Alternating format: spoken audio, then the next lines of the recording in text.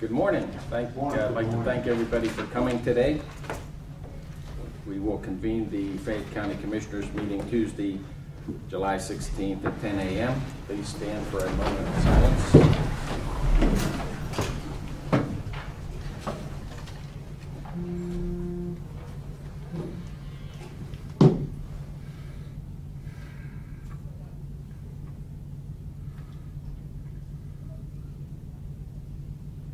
Please turn toward the flag. Gentlemen, remove your covers, please.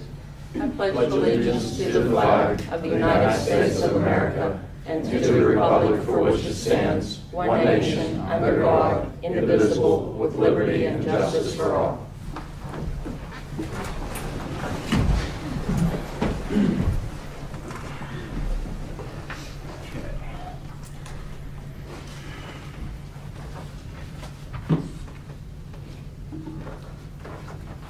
Okay, I would like to, before we go to public comments on the agenda items, I would like to amend the agenda today to include considering awarding a contract to Slater Engineering / Crabtree Roball and Associates Architects to perform a needs assessment of a facility study and site study for future jail requirements.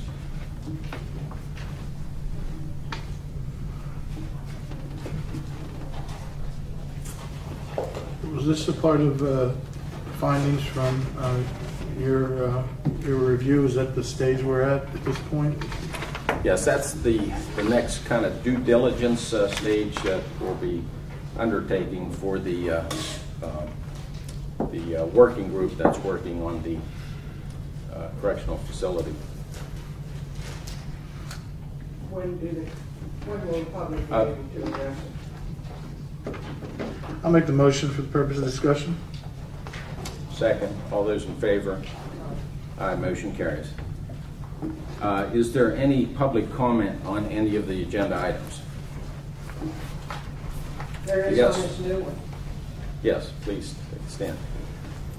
I can't read. Excuse me. My name is Evelyn Pavanik. Yeah, before you start, I just wanted to read a brief statement on how we're going to conduct comment sections in these meetings.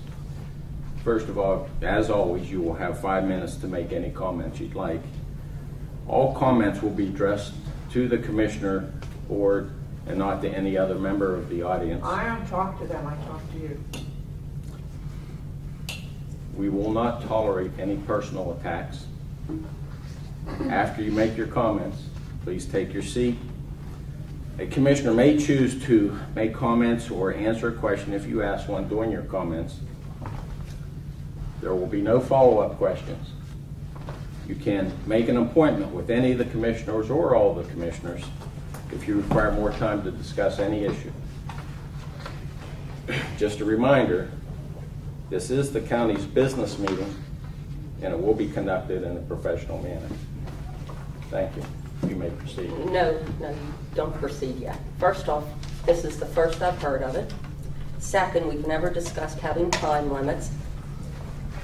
Third, this no follow-up questions, make an appointment. The whole purpose of having the public attend these meetings is to ask questions, have the commissioners, who are the elected officials, answer those questions before a public vote is taken.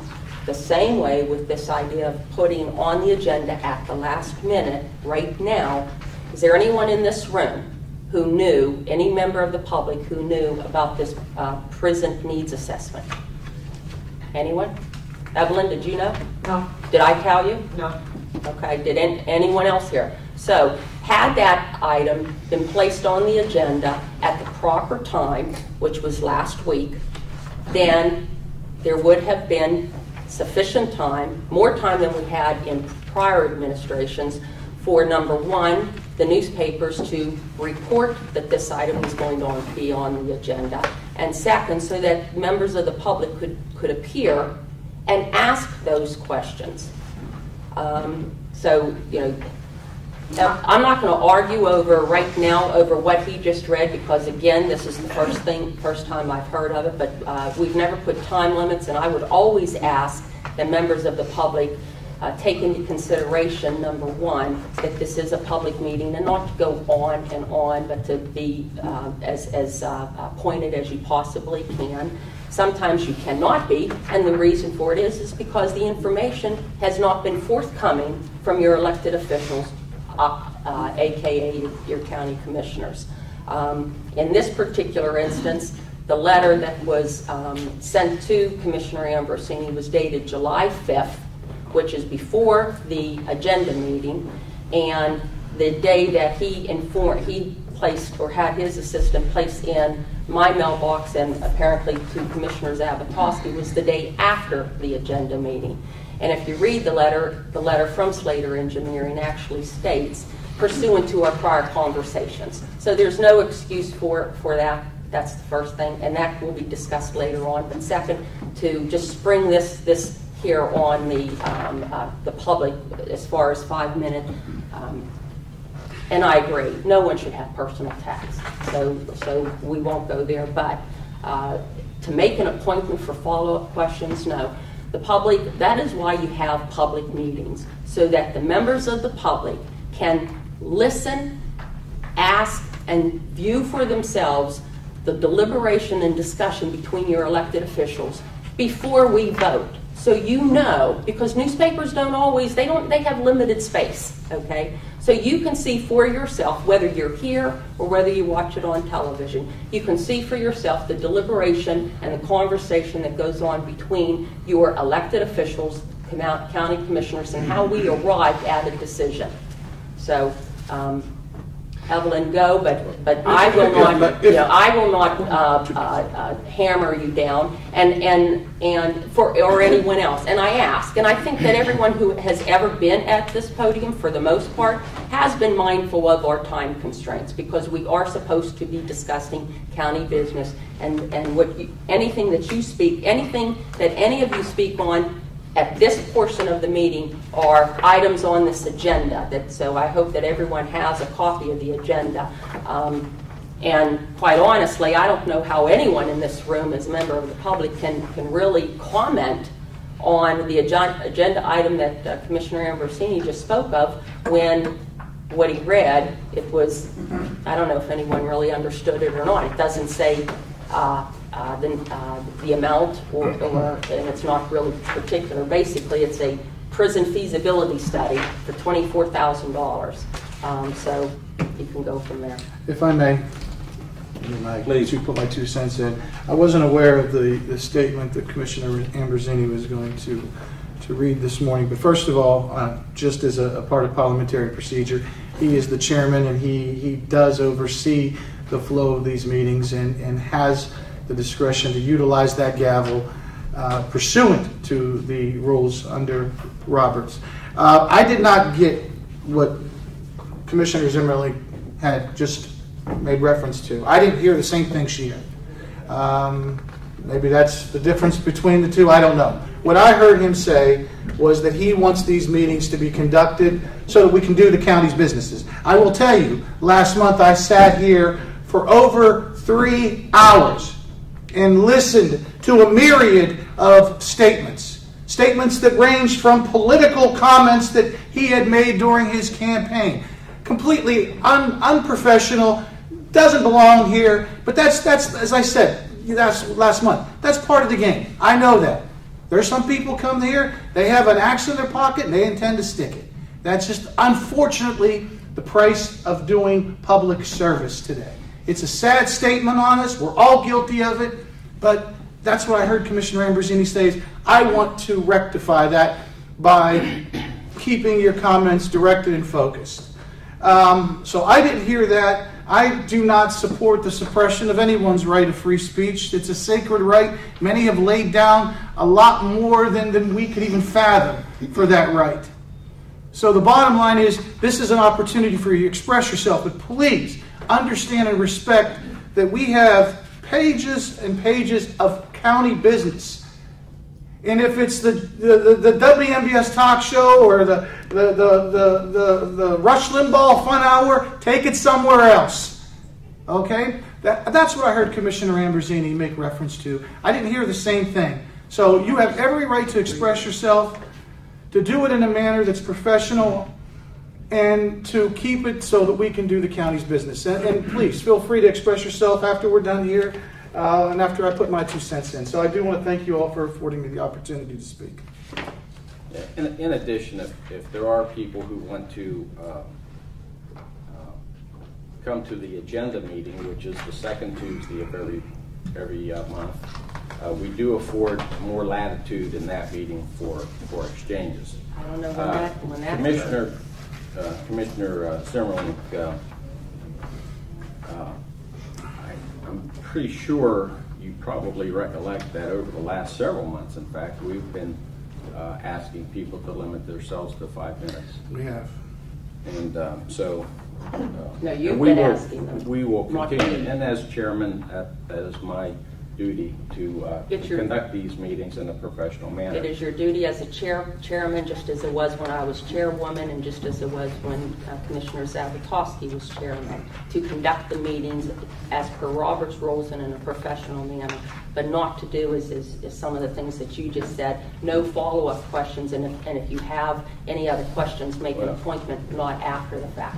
Regardless, it's going. We'll take it as it goes. In an effort to next, they'll be having sheriffs coming in here at a meeting and pulling people my! up, because that's exactly. Are we getting dramatic now, No. Commissioner? Come on, No, you're no. part of the problem. I'm part of the problem. Well, no. At election board meetings, you've had. I'm not even going to tolerate. I'm going to step out for a moment. When you want to do business, we'll do business. That's fine. When you want to do business, do the county's business. Stop stirring the pot. There has been times, and as a matter of fact, for the election board meeting, where sheriff's deputies were sent down here, and I specifically asked one of them, "Why are you here?" And they said because they were asked by the commissioners, 2 of the commissioners, to be there. So, and all of that, I don't worry about that. Go ahead, Evelyn. Is it okay now? Evelyn, please. I mean, those in charge Go ahead, Evelyn. have basically put me, quote unquote, into my place. Let's just stop right there. I'm not unfamiliar with the tactics. I served. Now I get a chance. Now I get a chance. This is on agenda items right now. And it's going there. I'm not unfamiliar with this tactic. I served on a planning commission for 4 years, and this is exactly what would happen. People would walk through the door, and they would get put on the agenda. Please, No, this is my 5 minutes. No, and it's related to what you just did. If you want to make comments on general things after the meeting or at the end of the meeting. I intend to do that, but this what you first- did is exactly what I was going to address at the end. You put something on the agenda without any kind of anything in the paper, and it involves money. If it were some certain kind of personnel matter that came up immediately and somebody needed to leave, that's not my business, and I don't care about that. But I do when you're asking for $24,000 for a feasibility study on a plan that nobody has seen. And my answer to you is a great big no. I, first of all, object to you putting that on the agenda at this point. And secondly, I object any point until you put that plan out completely that you have, and people have a chance to digest it and decide what they want to do. And I will talk about the rest of it later, but I am objecting to your agenda, putting this, it's an intrusion, an absolute surprise. Thank you. Thank you. Any other comments on agenda items? Seeing none, we'll move along. Under the Fayette County Redevelopment Authority, consider adoption of a resolution which approves the submission of an application requesting funding through the fiscal year 2013 Emergency Solutions Grant Program. Move to approve. Second. All those in favor? Aye. Aye. Motion carries. Consider adoption of a resolution which approves a modification to the South Union Township's fiscal year 2011 and 2012 Community Development Block Grant Program. Move to approve. I'll second. All those in favor? Aye. Motion carries.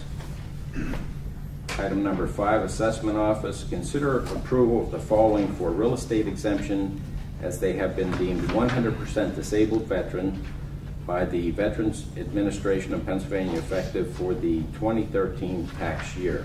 Make a motion. I'm sorry. The individual is Dwayne R. Johnson of Perryopolis, PA. Make a motion to approve Mr. Johnson. Second. All those in favor? Aye. Aye. Motion carries.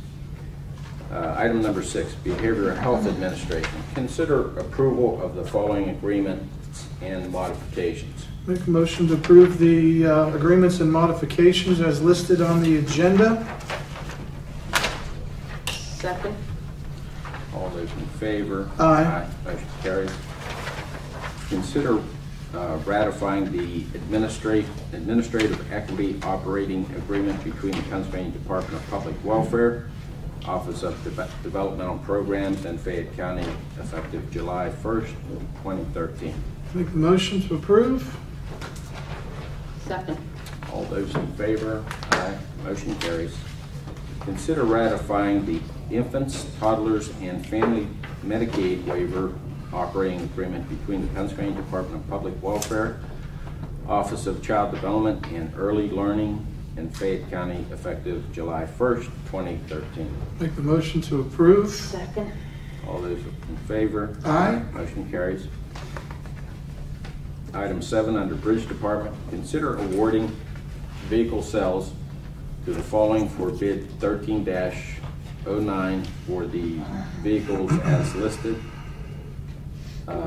for a total of $2,481. Move to approve. Second the motion. All those in favor? Aye. Motion carries. Consider donating a 1995 Ford Crown Victoria to the Fayette County Firemen's Association for fire school training. Make the motion to approve. Second. All those in favor? Aye. Motion carries. Item 8, Children and Youth Services. Consider approval of the fiscal year 2012-13 purchase of service agreement between the County of Fayette through Fayette County Children and Youth Services, Fayette County Juvenile Probation, and Gannondale for the following rates. Make a motion to approve. Second. All those in favor? Aye. Motion carries. Consider approval of a fiscal year 2013-14 purchase of service agreement between the County of Fayette through Fayette County Children and Youth Services, Fayette County Juvenile Probation, and Gannondale for the following rates. Move. What are the differences here? Is there a fiscal year difference? 13-14? Yes. Second. And the other was 12-13. Thank you. Consider approval of the fiscal year 2012-13 purchase of service agreements between the County of Fayette through the Fayette County Children and Youth Services, Fayette County Juvenile Probation, and City Mission Living Stones Incorporated for the following rates. Move. Second. All those in favor? Aye. Motion carries. Consider approval of a fiscal year 2013-14 purchase of service agreement between the County of Fayette through Fayette County Children and Youth Services, Fayette County Juvenile Probation, and City Mission Living Stones for the following rates. Move. Second. All those in favor? Aye. Motion carries. These, the 4-year 2012 and 2013, that's ending June 30th of 2013. Those should be ratifying. I mean, on the They're correct. The 12 and 13. all of those that say the 12 and 13 should say ratify. So, but if there's no objection, rather just make those changes and use the word ratify. And then from this point on, make the resolution that says ratify.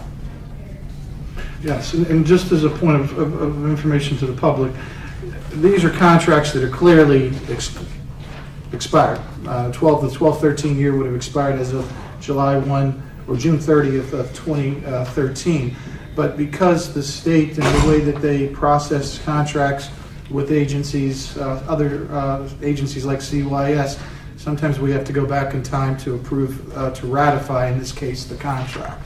So no objection to the use of ratify on the items that are purchase of service agreements that list the fiscal years 2012-2013. Okay, consider ratifying the fiscal year 2012-13 purchase of service agreements between the County of Fayette through Fayette County Children and Youth Services, Fayette County Juvenile Probation, and Family United Network Incorporated for the following rates. Move. Second? All those in favor? Aye. Motion carries. Consider approval of the fiscal year 2013-14 purchase of service agreements between the County of Fayette through Fayette County Children and Youth Services, Fayette County Juvenile Probation, and the Professional Family Care Services Incorporated at the following rates. I'll make the motion. Second. All those in favor? Aye. Motion carries. Consider ratifying for fiscal year 2012-2013 purchase of service agreements between the County of Fayette, Fayette County Children and Youth Services, Fayette County Juvenile Probation, and Adolphi Village Incorporated at the following rates. Make the motion to approve the items listed on the agenda. Go to the rates. Second. All those in favor? Aye. Motion carries. Consider approval of the fiscal year 2013-14 purchase of service agreements between the County of Fayette through Fayette County Children and Youth Services and CPP Behavioral Health at the following rates. Move to approve. Second the motion. All those in favor? Aye. Motion carries. Consider approval of the fiscal year 2013-2014 purchase of service agreements between the County of Fayette through Fayette County Children and Youth Services and Kimberly D. Kovach, Esquire, for her services not to exceed $1,000 per month. Just as a point, these are attorneys that are appointed by the courts in dependency cases. Previous to this motion, the attorneys that were appointed received $65 an hour. The agency now is going to be paying them a top rate of $1,000 a month.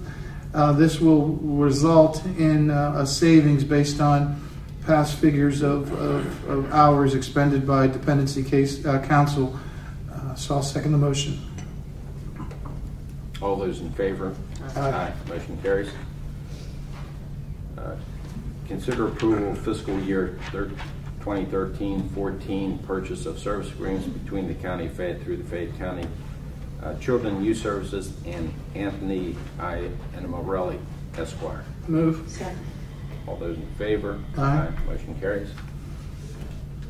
Consider approval of a fiscal year 2013-14 purchase of service agreements between the County of Fayette through Fayette County Children and Youth Services and Connellsville Counseling and Psychological Services for the following rates. Move. Second.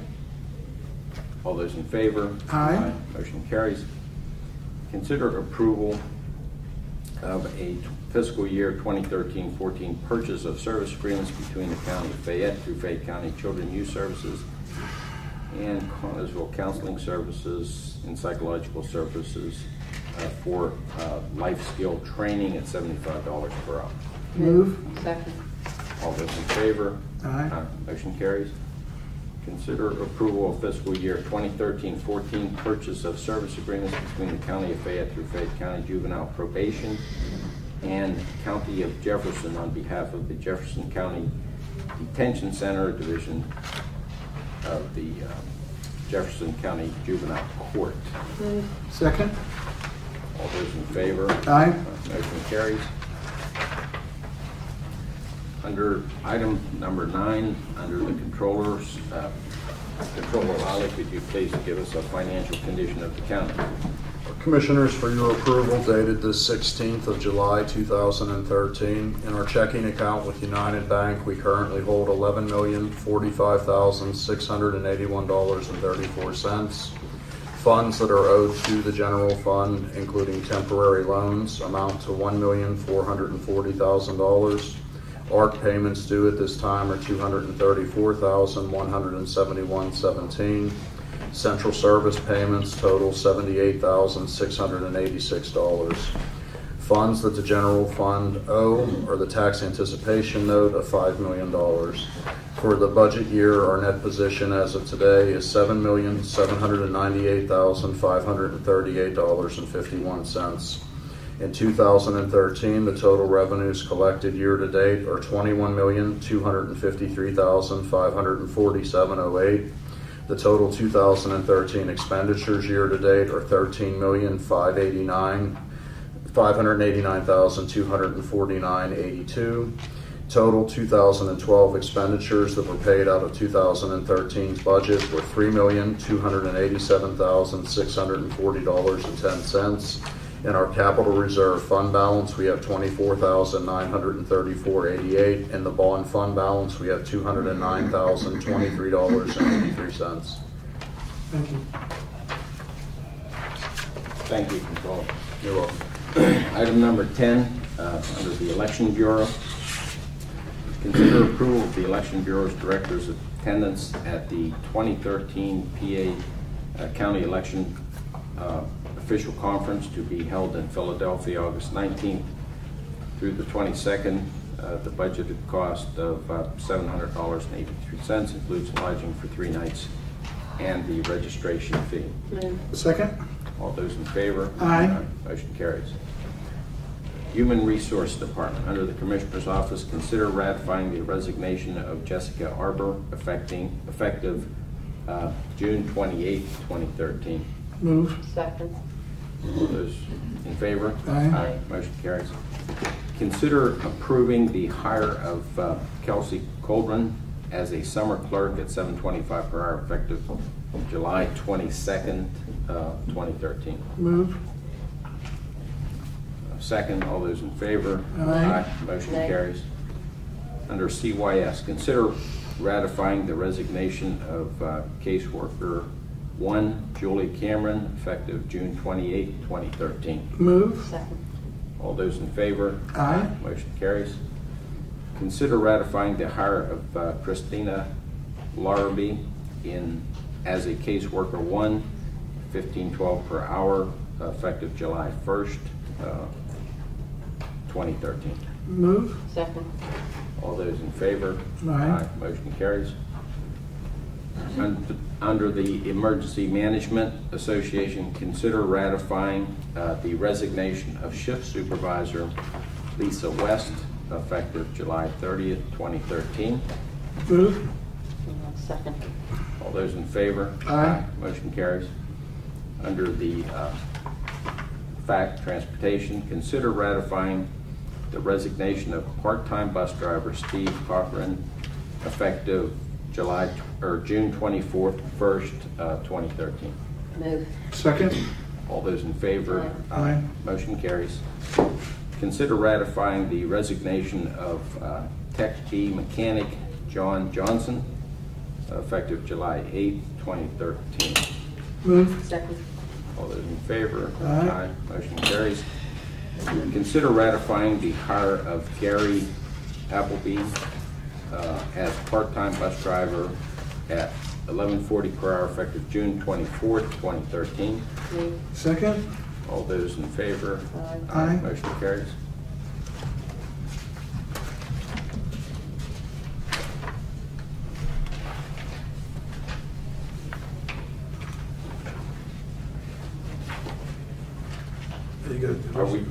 You ratify and then you have a resignation.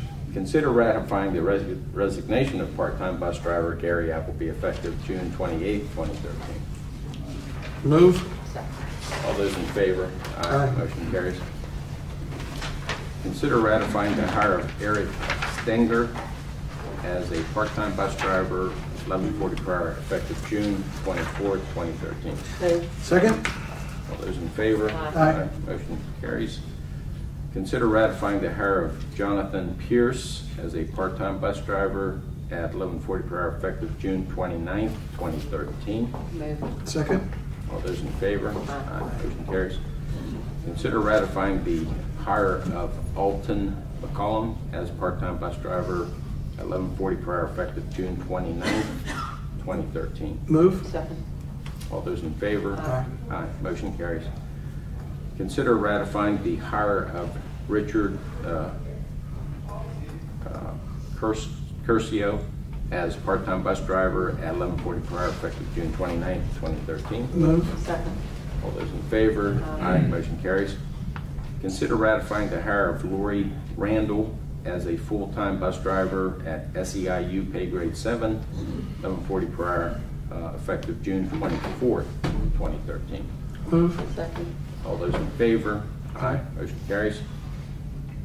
Consider ratifying the hire of John Ford as a full-time bus driver at SEIU pay grade 7 at 1140 per hour, effective June 29th, 2013. Move. Second. All those in favor? Aye. Motion carries. Consider ratifying the hire of Dan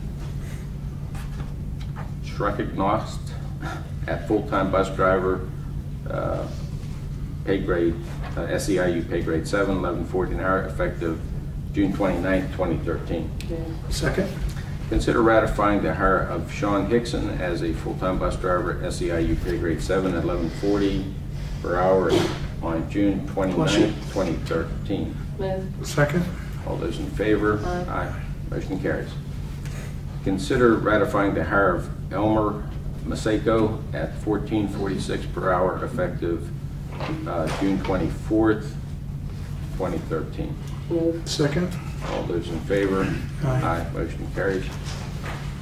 Under the Human Resources, we have on the agenda to consider approving the collective bargaining agreement between the Fayette County Board of Commissioners and prison employees represented by the United Mine Workers.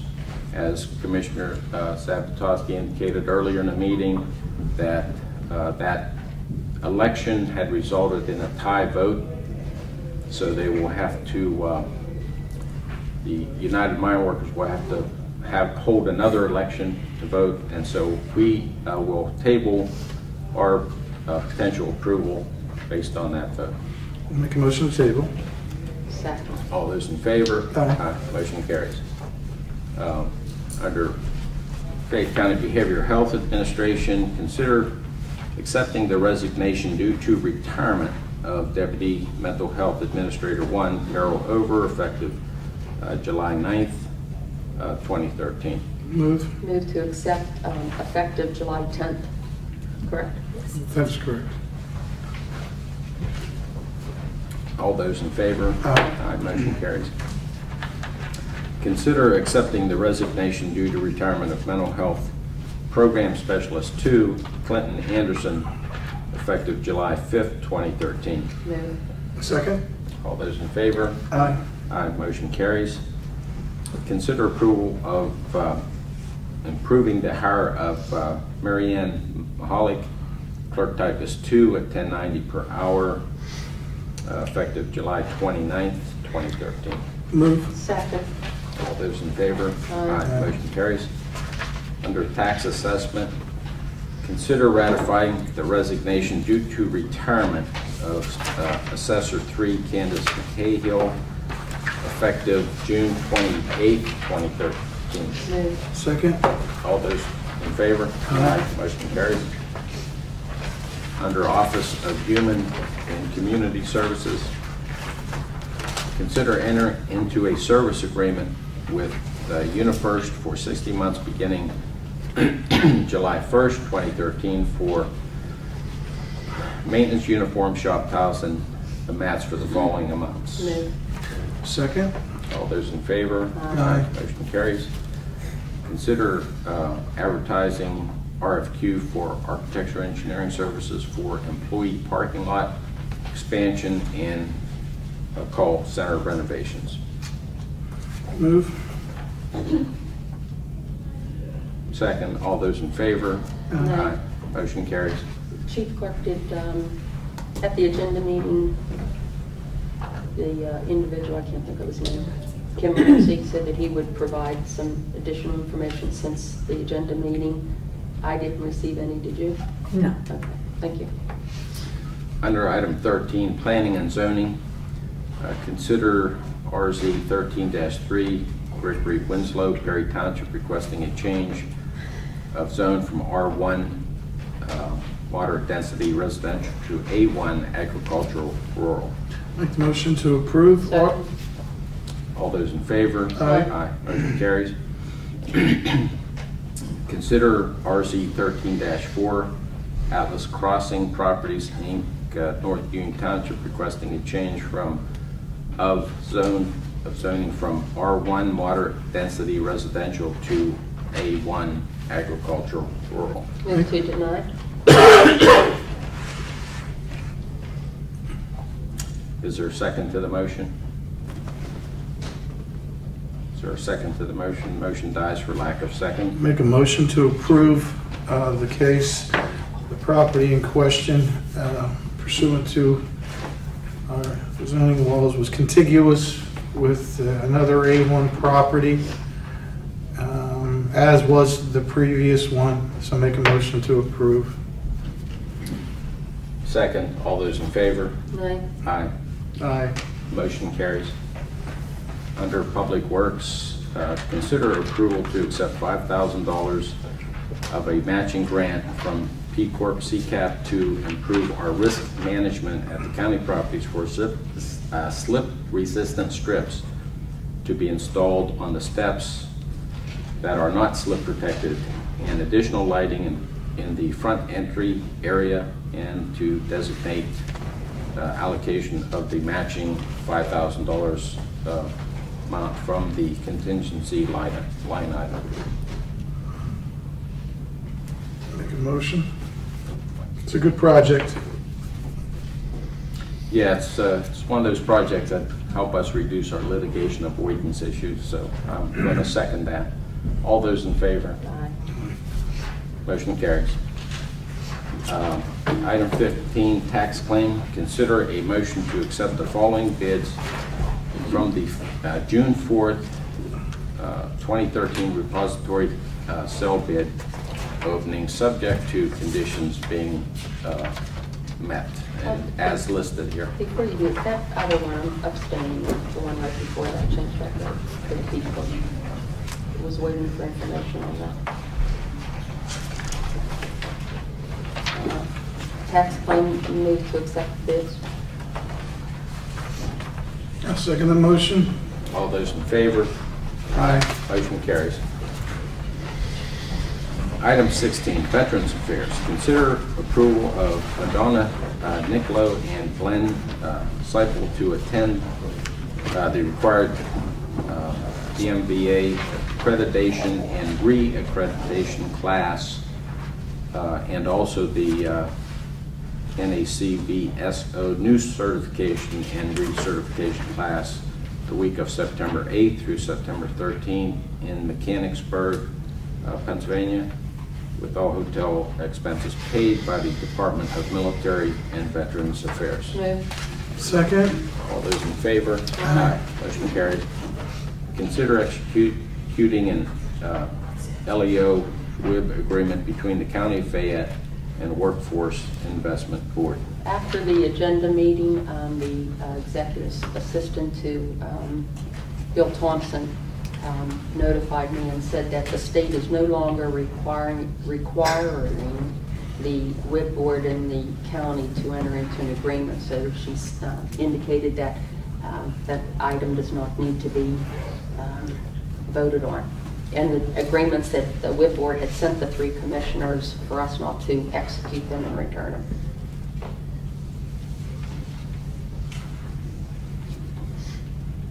And then she said not at this time, so we can decide whether or not we wish to table or I move to table.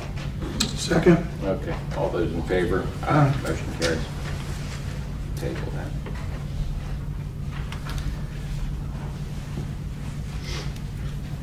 Consider rescinding Resolution 12-11-21-34 regarding rehabilitation of the Fredericktown Ferry.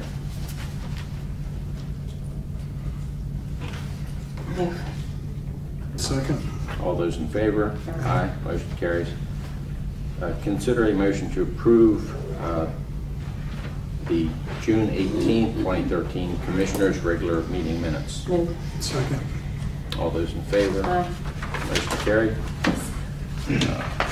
Consider awarding a contract to Slater Engineering, Crabtree, Robaugh, and Associates Architects to perform a needs assessment study of a facility study and site study for future county jail requirements.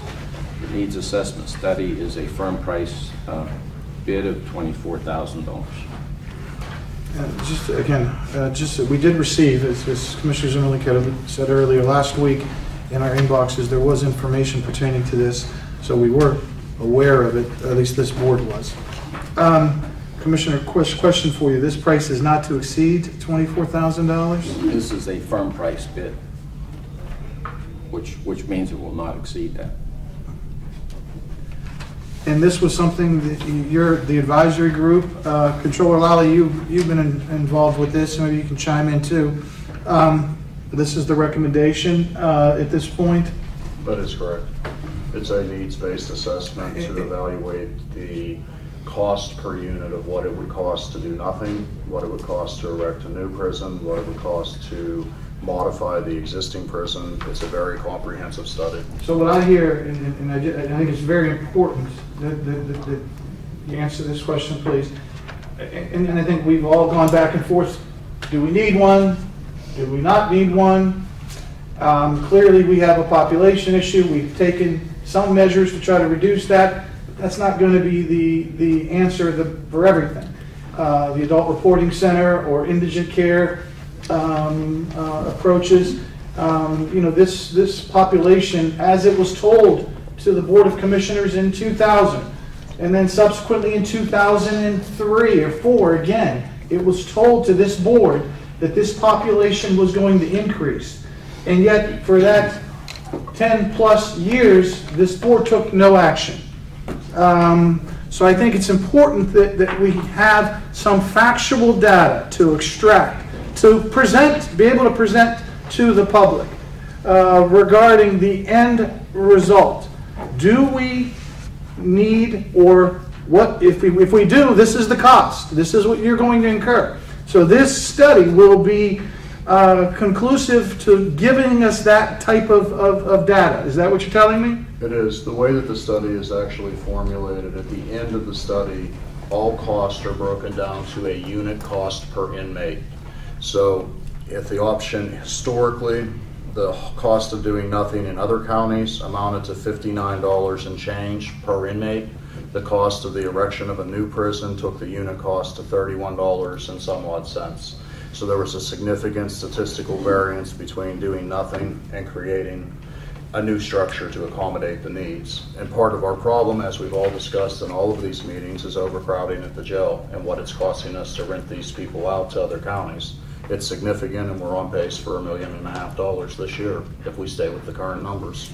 And again, we are on base, with mandatory sentencing, I don't see that problem being alleviated with quick fixes. I mean, we're trying to take some steps regarding working with the courts with the development of an adult reporting center, which will offset some of the sentences. But that's right now, I think that they had estimated it was around 50. We're looking at indigent care with house arrest. Again, these are all interim fixes. So I think it's important that we do have something to the public, concrete, where it has information from somebody that's done this before.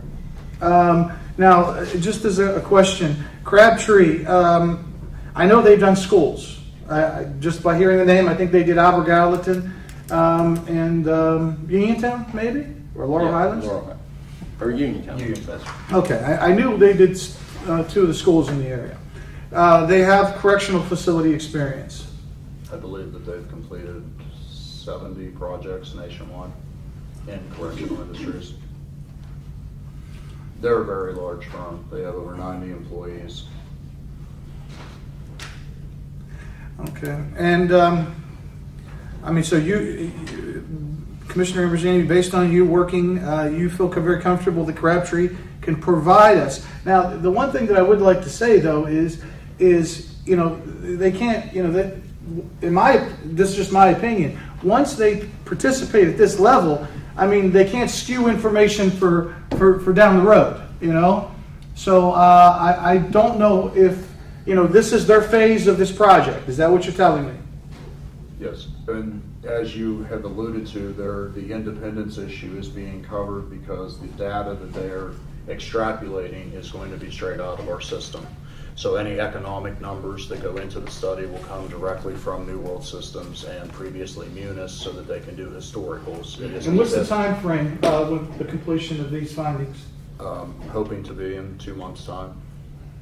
I think it's important that we're able to present to the public, what this really is about. This isn't about wanting to build a new prison. I don't think anybody at this table wants to have to spend $25 or $30 million on a new facility. The question is, do we just turn our head and pretend that it doesn't exist? That we have a facility that was constructed, mind you, in 1889. I don't think anybody was around here at that time. That just shows the antiquated nature of that facility and how not only is it exposing us to liability and litigation, because quite frankly, a large percentage of our civil cases end up being related to our correctional facility.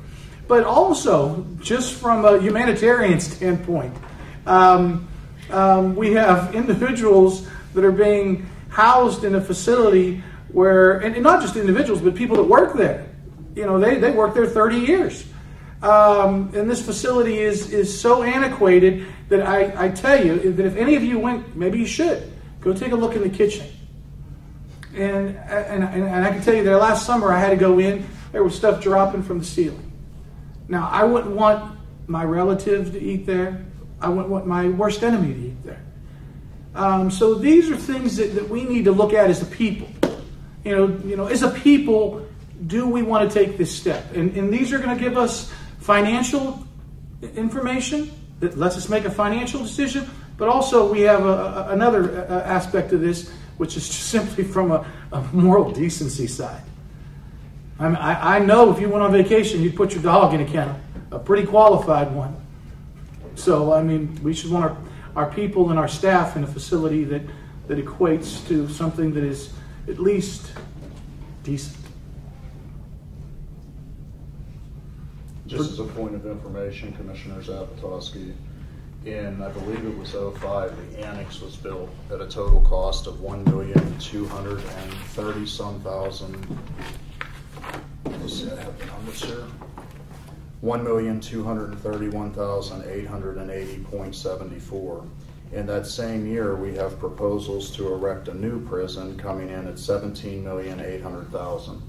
So it was 7% of the total project cost to put up a metal Butler building to the right of the prison. That is it's a temporary fix at best. Well, again, you could look at this a number of ways, and we were going to have to answer that question down the road. Do we want to look at short-term fixes? That's something that this board's going to have to undertake. Do we want to still write checks to Greene County this year for $1 million or $1 million? Next year it could be higher or it could be lower. We don't know. The question is, do we want that type of an approach? Do we want to do another steel building? And then throw this in the lap of another board of commissioners and future taxpayers, because the costs aren't going to decrease. They're just going to increase as statistically it's shown us at the completion of these studies in the early part of 2000. That's going to be a question that this board's going to have to face. And yeah, I realize it's not the political thing to do, but sometimes, we're not elected for the political thing. We're elected to do the right thing. And even if that is at our own expense. So we'll see. I'm going to make a motion to approve, but I do want this to be extremely detailed, and I'd like to see a detailed copy of the contract before I sign it. As to the time frame of this project, interim, I would also like to see that they provide us with some interim reports as to their findings. Because I got to be honest, I haven't been in the loop on this project as much as that I want to.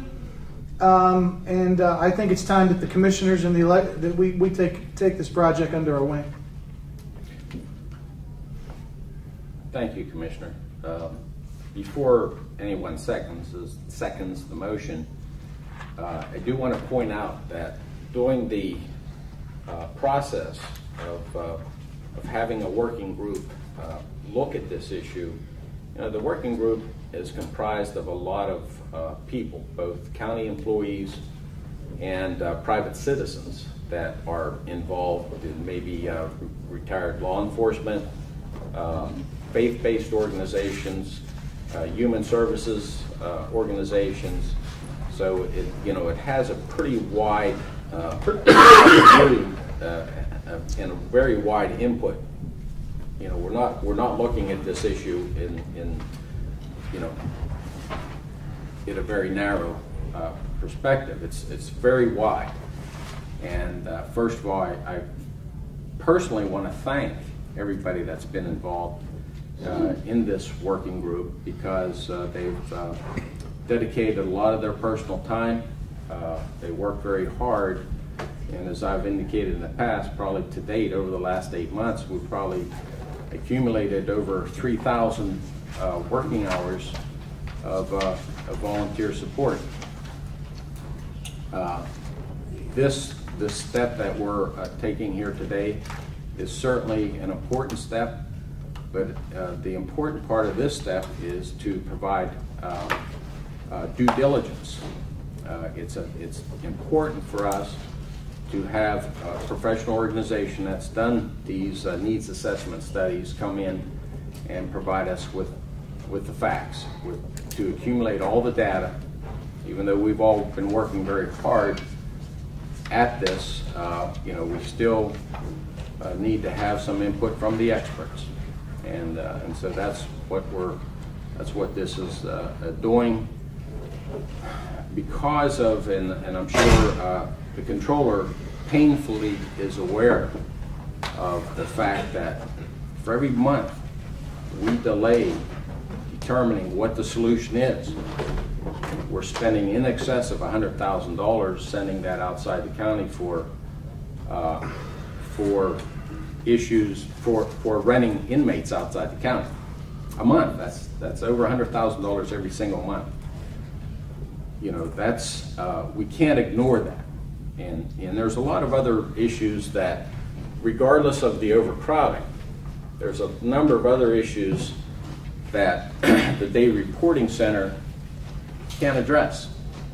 We adopted that Day Reporting Center process in May of this year, I believe, and we're getting ready, going through the process of putting it in place, and it will go in place August 1st.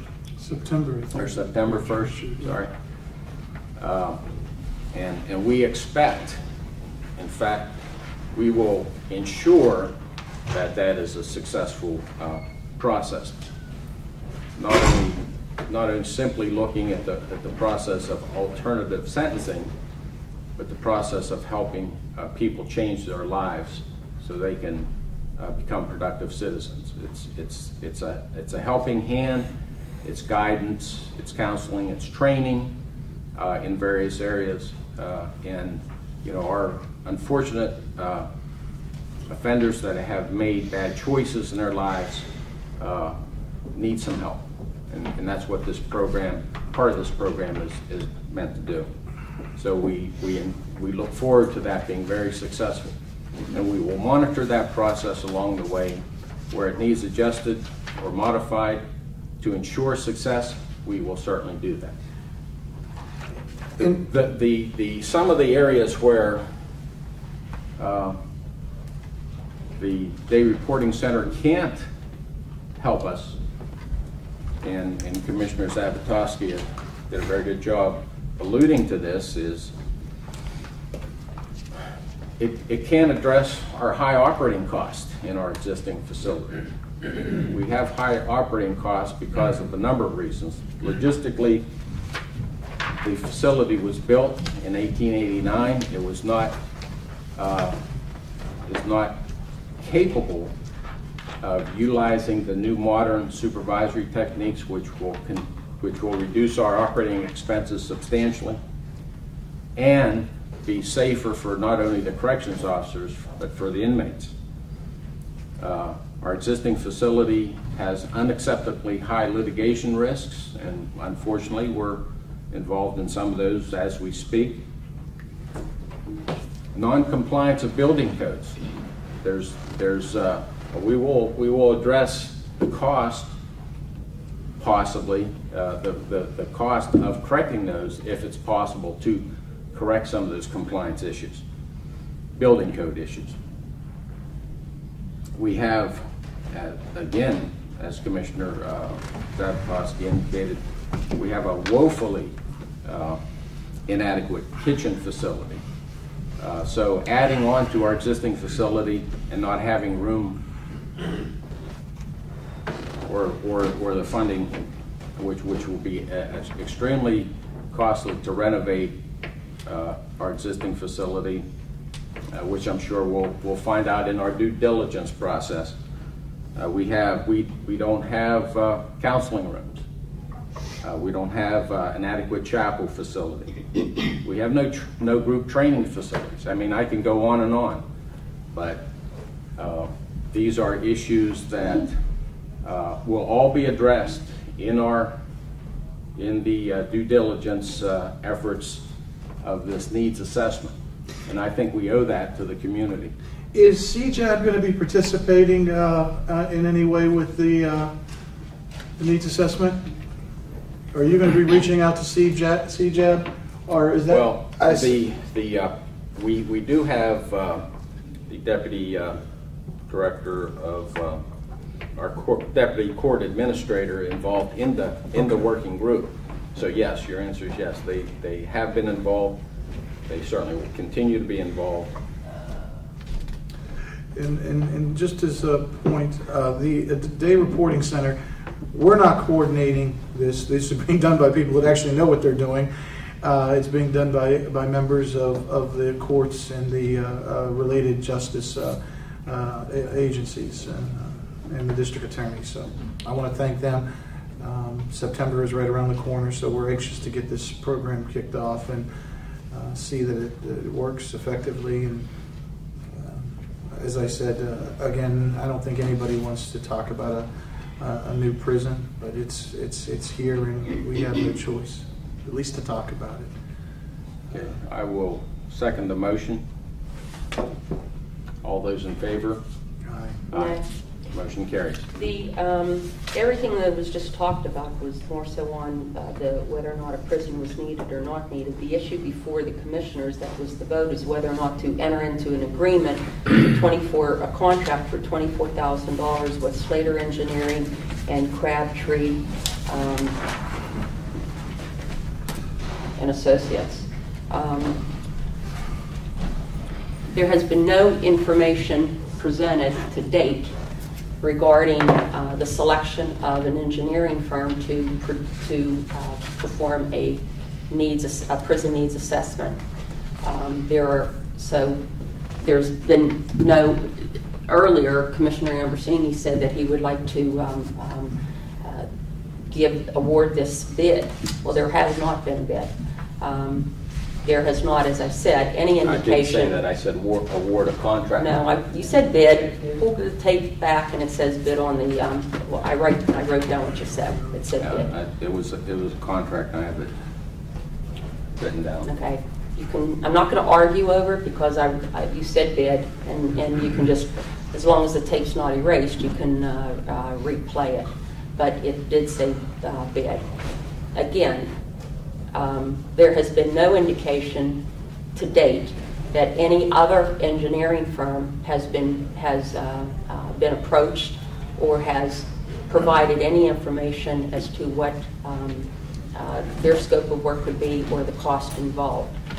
In addition to that, there has been at least 2 large facility construction companies that has been presented to the public and to the commissioners, and that is this Crabtree and Associates that apparently was at one of the prison working group meetings and then another company.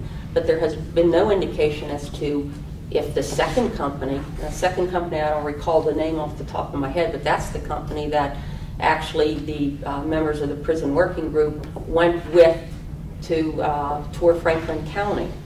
So you have that company, Controller Ollie, what's the name of that company? CLG. I'm sorry? CLG. CLG company. No, it's all right. Well, the company who designed Franklin County was R.L. Kimball Associates. No, it was CLG, yeah. Well, the newspaper. I think she's can pull that. referencing the company that we met with when we went to see the Franklin County prison. I think that was CLG. Right. Yeah, right. which are so there were other, the two commissioners the two former commissioners of Franklin County that actually were in office when he built that facility. Regardless, the point is that this Crabtree company is giving a cost of $24,000 in association with Slater Engineering. There's been another company, which is the CLG, or whatever the name of the company is, who actually toured the Franklin, presented a tour for Franklin County. What criteria was used on selecting either that company versus this company? What was their amount? Did they offer an amount that was higher, the same, or under $24,000?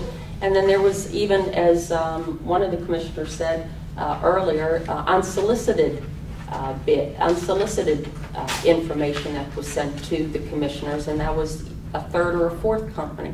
So I think that, you know, what selection process was used to select the large facility construction manager? What criteria was met? I think we that haven't it's selected a large facility construction manager.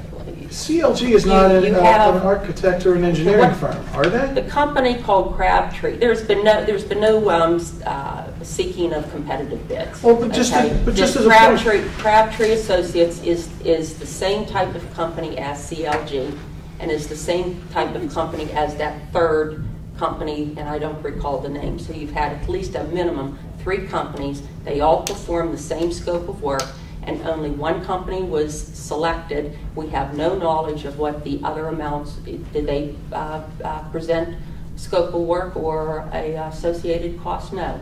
The county should have done a request for proposal for this.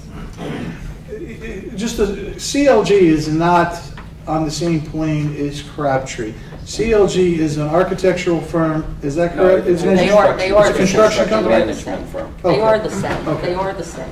Both companies are the same. Look at both of the documents that they presented. They both have been call them what you will, they have both been instrumental in building prisons as well as schools and other large facility for governments. They are on the same playing field. There's been no competitive selection process in something like this, and it should have been done. What was the criteria used to select Slater Engineer, and were there any other engineers that were discussed, talked to, and what was the selection criteria used to choose Crabtree over any of the other companies that we know of, and why wasn't a request for proposal done to solicit some other information and some competitive bids? First of all, this is because of the cost of the project, you're defining this as a proposal, correct? That's what we voted on today, was a proposal. No, it was entering into a contract. But this is a proposal. It did not have. There's a difference between bid and proposal. I asked the question too. Was this a determination that this was selected based on the work from the prison advisory group? That's what that was? Yes. They're members of what? I mean, the prison advisory group, the employees for a majority. I'm not going to get into the qualifications of the prison working group. I'm not going to be sucked into that. Okay. The issue before us is whether or not the county commissioners have done a selective process to derive at the best possible price for these services.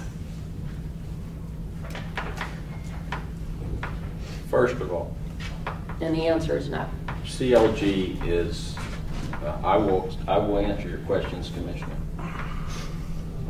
first of all, CLG is not a architectural firm. It's a construction management firm. They work with architects like R.L. Kimball and Associates and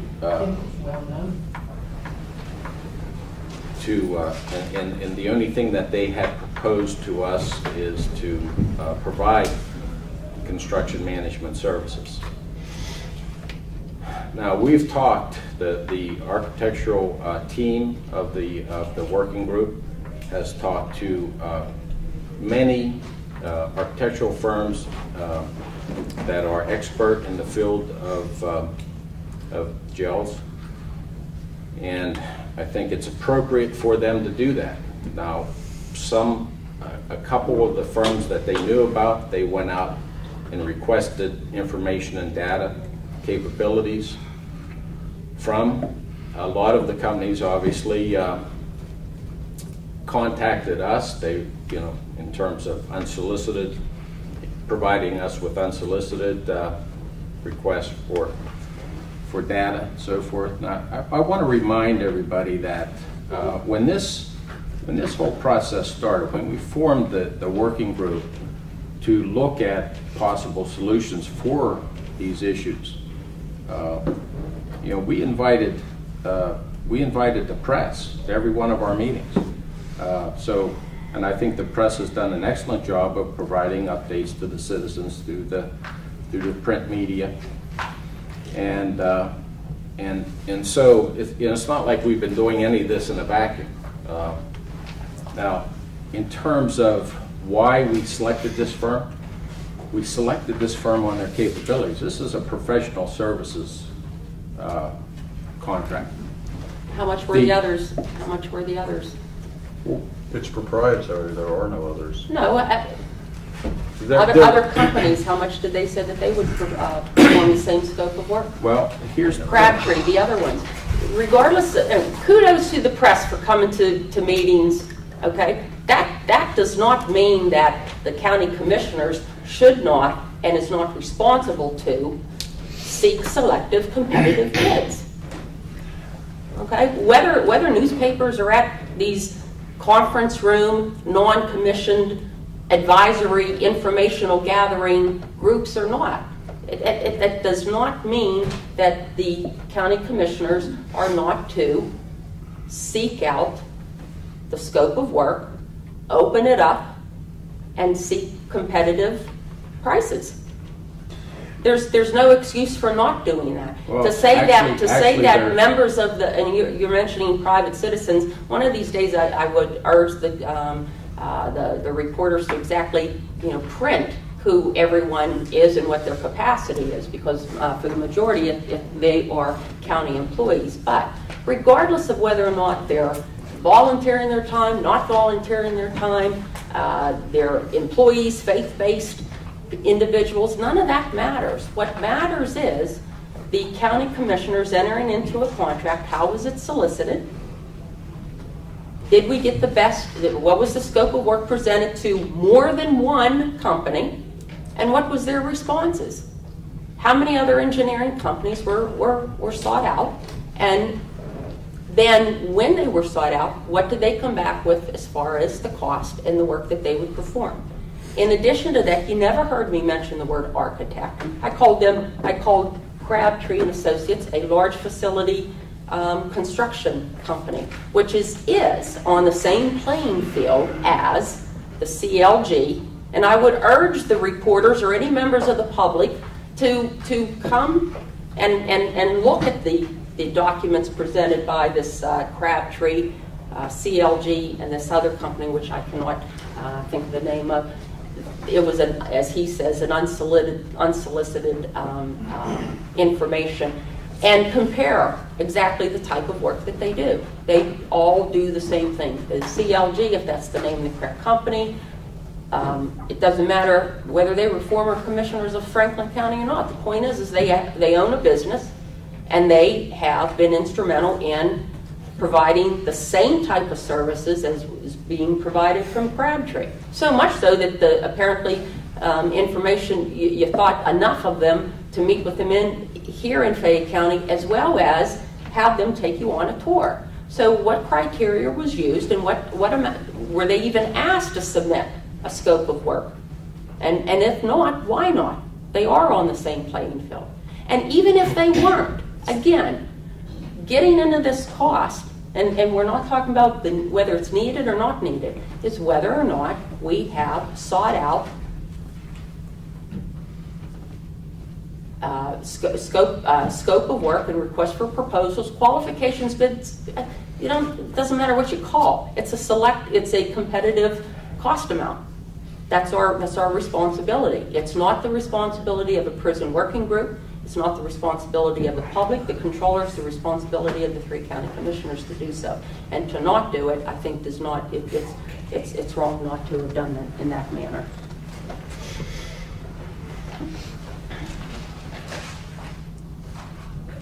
First of all, this is a professional contract agreement. There are allowances for the county to enter into professional agreements with various people based on qualifications, capabilities, not the lowest bid. Not for a large facility construction manager. It is not. And even if it was, that's professional services. That pull the certainly county is, code. falls into this Pull the category. county code, Commissioner Ambersini, and even if you don't want to pull the county code for an explicit definition of it, regardless of that, have we as 3 county commissioners sought out other competitive We've bids? talked about everybody we can possibly talk to. And how much did they offer?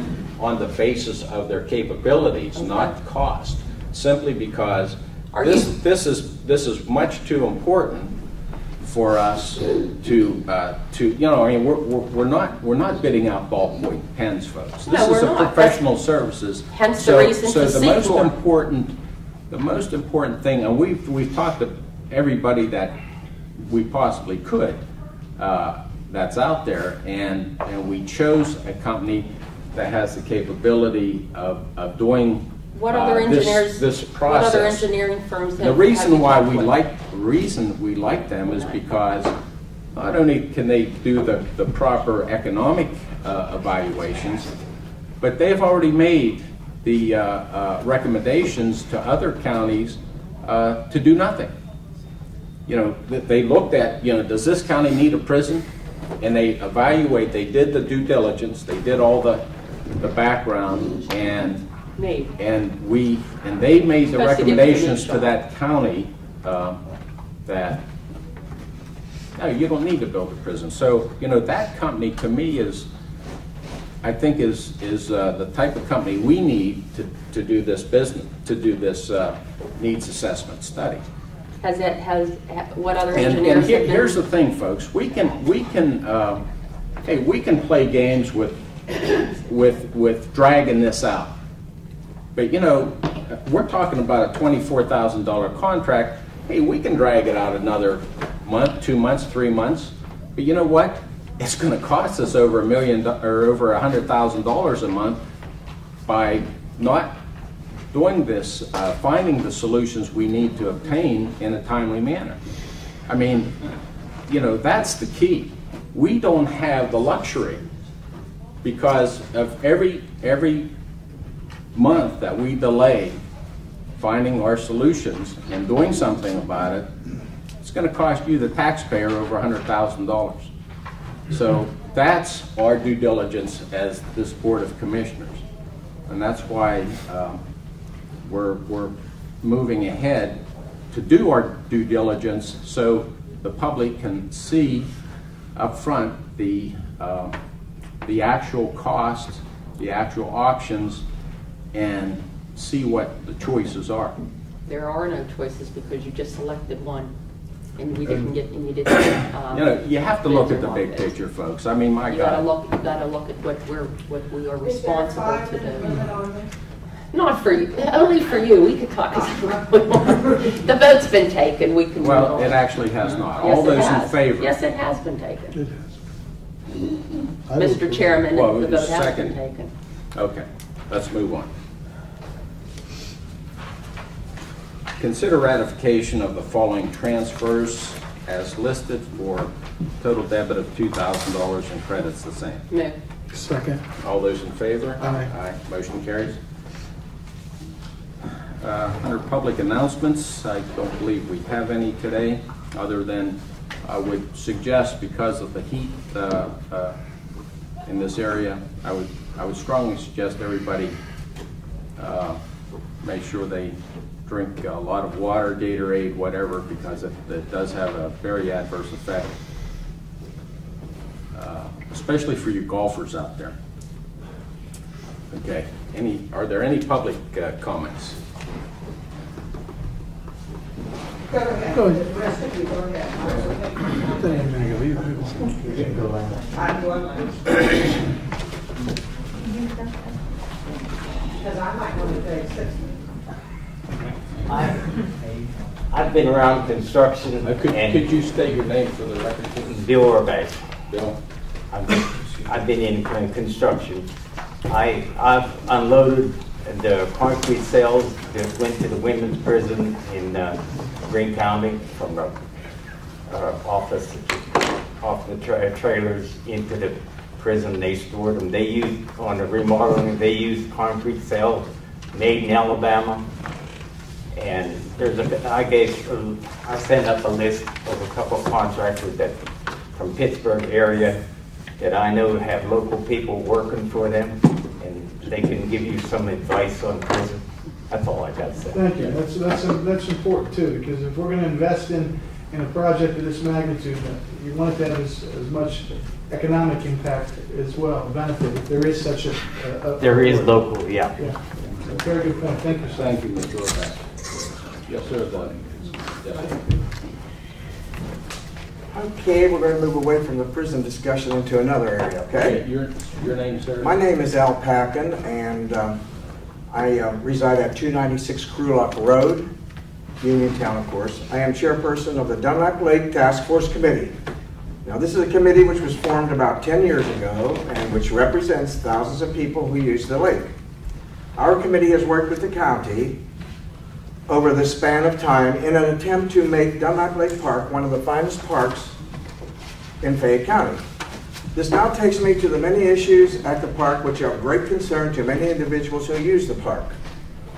First, approximately 4 years ago, our group was told by county officials at a meeting held at the lake that a grant approximating $41,000 was awarded to the county for the construction of a sanitary, up-to-date restroom.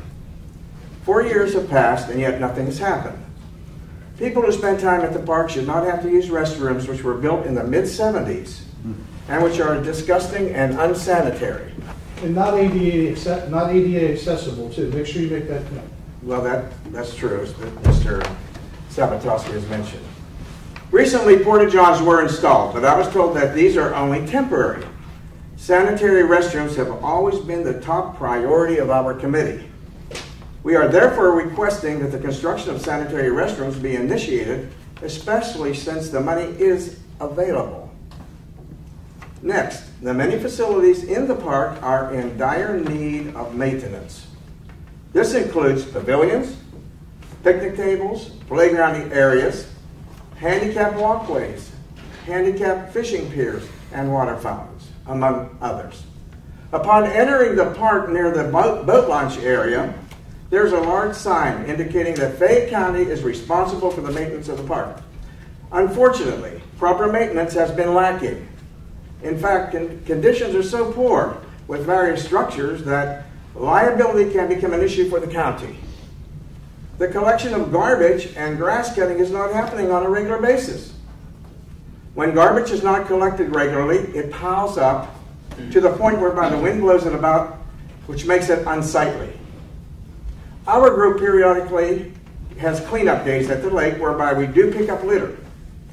However, because of the garbage not being collected regularly by the county, this is causing additional litter, some of our members are becoming reluctant to continue with our litter pickup program. The minimal grass cutting at the lake is prohibiting people from using all of the facilities at the lake, and certainly creates an unsightly environment. I, along with the many people and many individuals who recreate at the lake, are very concerned with the declining conditions at the park. In fact, I have lived near the lake for 38 years, and I have never seen it in worse condition than it is now. This facility was built to attract people, not to turn away people. In conclusion, if our county wants to project a positive image with this park, and if it wants to enhance tourism, then a viable maintenance plan should be developed and implemented.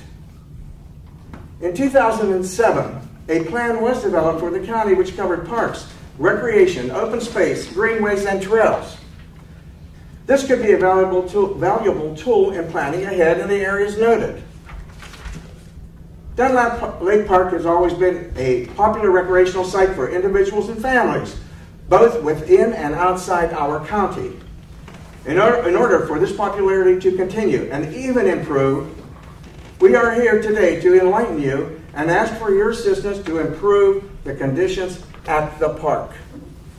Thank you for that, for allowing me to present this information, and I will give a copy to each of you commissioners. One more thing I want to mention. There's some misinformation on the Fayette County website concerning the park. It indicates that the water area consists of 30 acres. It's actually 50 acres. It's actually there's a little emblem on the far side of the lake, and it actually mentions it is consisting of 50 acres of water. We do not have a ball field there. We have a soccer field. So I want to clarify that. Maybe somebody could pass this on to whoever's responsible for that and make that correction on the website. Okay? Thank you very much. I appreciate it. I'll pass out my information to all of you commissioners.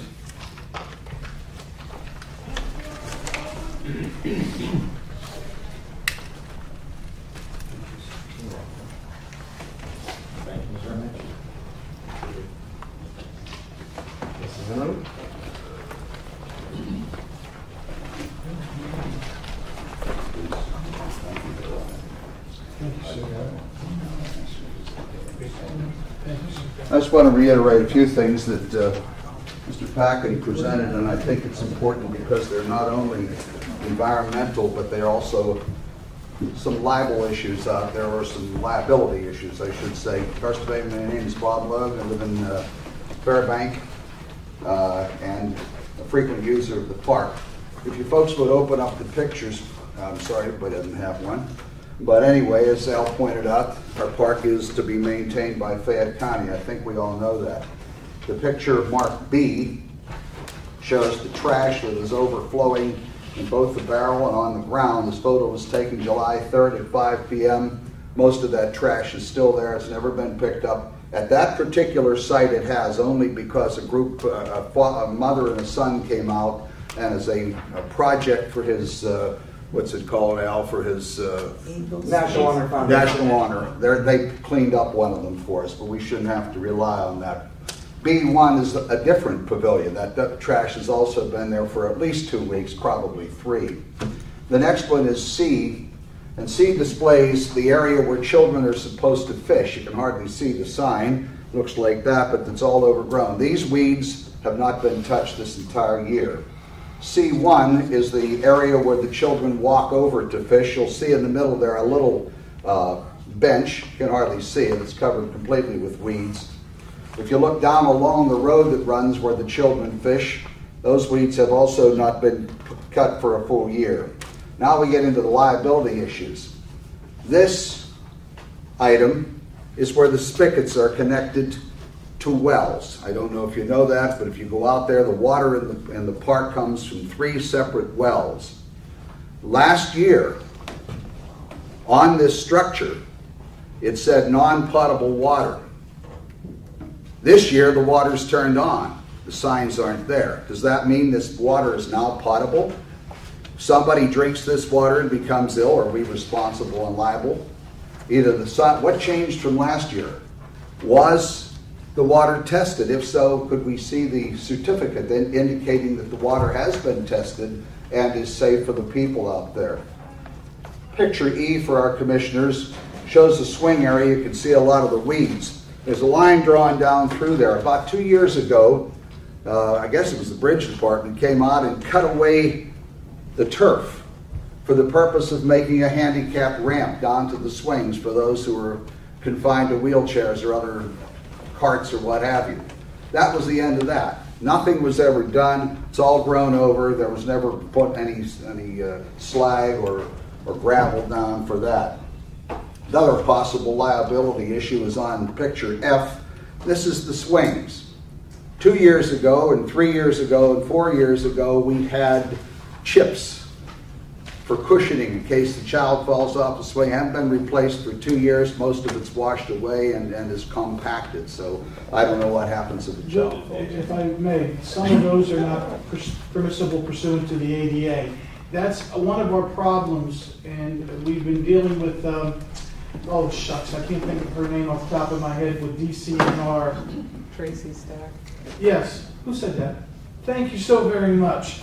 And we've been having some difficulty getting her to acknowledge some of the completion of some of the older grants because of some of those specific areas, the swing location. You had cited they came in and did like some excavating. Yeah. That does not meet ADA requirements. The mulch that they put is, first of all, not even approved subsurface for the use for a swing set or a slide or whatever you want to call it. We have a lot of detailed work we have to do, not only at that park, but our other 2 county parks. Because, you know, first of all, our kids aren't, and you know, Captain Al, I go down there quite a bit with my son.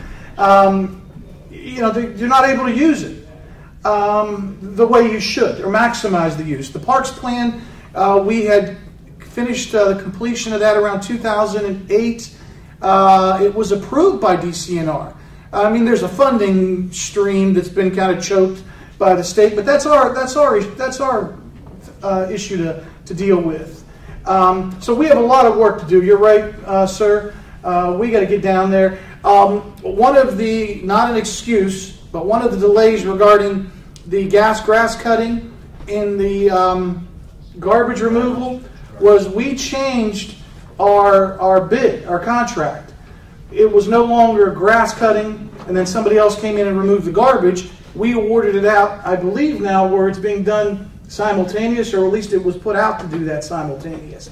So it's not, okay, well. Nothing's being cut. They came over one time, cut one side a little bit. They don't, it used to be people would jog around the park. They could walk all the way around the park across the dam. Can't do that anymore. If you want to come out there with the ticks and the snakes and all the weeds up in the calves, you know, it's not, I appreciate what you're saying. I'll see you. Can I see you both after the meeting? Absolutely. I do want to interject one item, just for clarification, because we do have dumpsters out there, and they are picked up regularly, the dumpsters. However, the barrels which contain the trash, which are accumulating the garbage throughout the week, those aren't being deposited into the dumpster. So when the company comes to haul away the trash from the dumpsters, there's not much in the dumpsters because the county is not taking the garbage from the cans and depositing the garbage into the dumpsters. So it's really foolish for the company to come out and pick up empty dumpsters because there's not that much in the dumpsters. That's where the breakdown is. Thank you, sir. Lady just mentioned to me here, why don't we use the prisoners? We used to.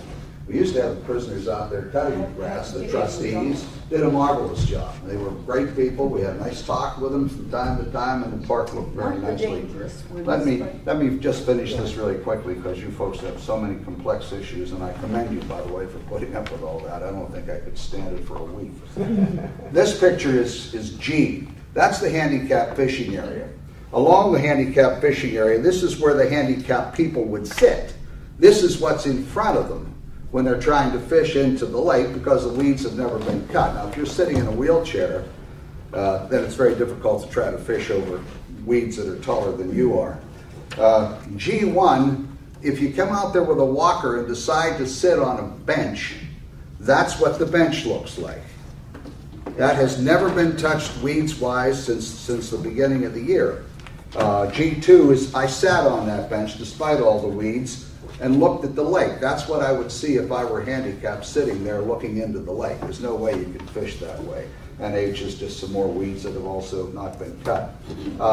Again, I hope all these issues will be addressed, because we talk about crime, we've got to give people something to do. When my kids were first very young, our whole first 17 years of vacation was at Keystone State Park in Fayette County, or in Westmoreland County. The other thing I'd like to ask is, I think that the issue is we've got to prioritize the county parks higher, because they're so important in economic development, recreation. We're all told to go out and exercise. Well, you can't. A lot of people not fortunate like I who have a yard. They live in apartments. They need to have some place to go. Is there a line item, just three quick questions. Is there a line item in our county budget that provides funding for our 3 county parks relative to maintenance, upgrading, and security? Is there a line item that says, okay, it's this how much money? Would it be possible for me to find out what it was last year, what it is this year, and what was done with the money last year, where it went? Because again, it was a poor year last year. This year is even worse. The second thing, is there an ordinance, and could we see what the ordinance looks like regarding littering, alcohol and drug activity, and destroying property in the parks? And what are the penalties if there is an ordinance? If not, we should have one, because they're still damaging things, and it's the one side of the park is relatively remote. But we can't just surrender to these thugs. We still need this park for our people. So I'll ask that, and maybe Vince, you can talk. There might be some. We have to check with the state, because it's a public facility, a public park, and it's actually registered by DCNR under the Department of. There are no signs there, Vince. So yeah, I know. Indicating that there's any punishment or whatever. So we need to check on that. Okay. And the budget, we can get a copy of the. I'd like to see it. All I'm asking is, when you do the next budget, let's try to prioritize. We might get some more money from Lady Luck Casino. We might get some Marcellus Shale money, whatever. There must be some way we can come up with a few $100,000 more to keep our parks up to date and looking good. Finally, how about the hotel motel tax, room tax? Is that supposed to be for economic development or tourist development? Tourist. When people come in here, we just had it on Saturday. It was sad. I'm out there just walking around. The lady was up by the porta potties and said hello, just as I talked to a lot of people. And she said, "Why is this place such a mess?" And I said, "Neglect. What else can I tell you?" She said she's from Monongahela. Her family was out there to have a picnic. They called home and told everybody, bring garbage bags. So before they had their picnic, they had to clean up that first picture you saw, that awful mess. There were about 8 or 10 garbage bags when they were done, because I saw them. So maybe consider Laurel Highlands. Do they get all of our hotel motel tax? No, we give it out in the form of grants to nonprofits. Could we keep some of that for our parks? I mean, I realize I'm not saying that nonprofits. There's a couple of options that I think we should discuss. Okay. The utilization of the potential gaming revenue, a small portion of that. I don't know. And we can throw around a couple of options if you guys want to. But please try to get somebody out there shortly, so the folks can at least use it for the rest of the year. And I do thank you so much for putting up with us.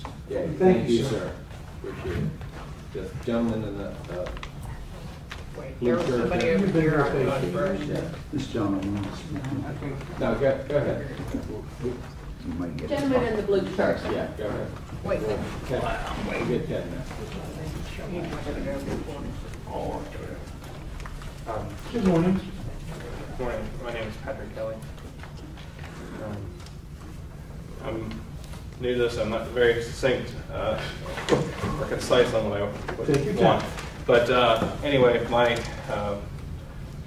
main concern is the development of the Sheepskin Trail.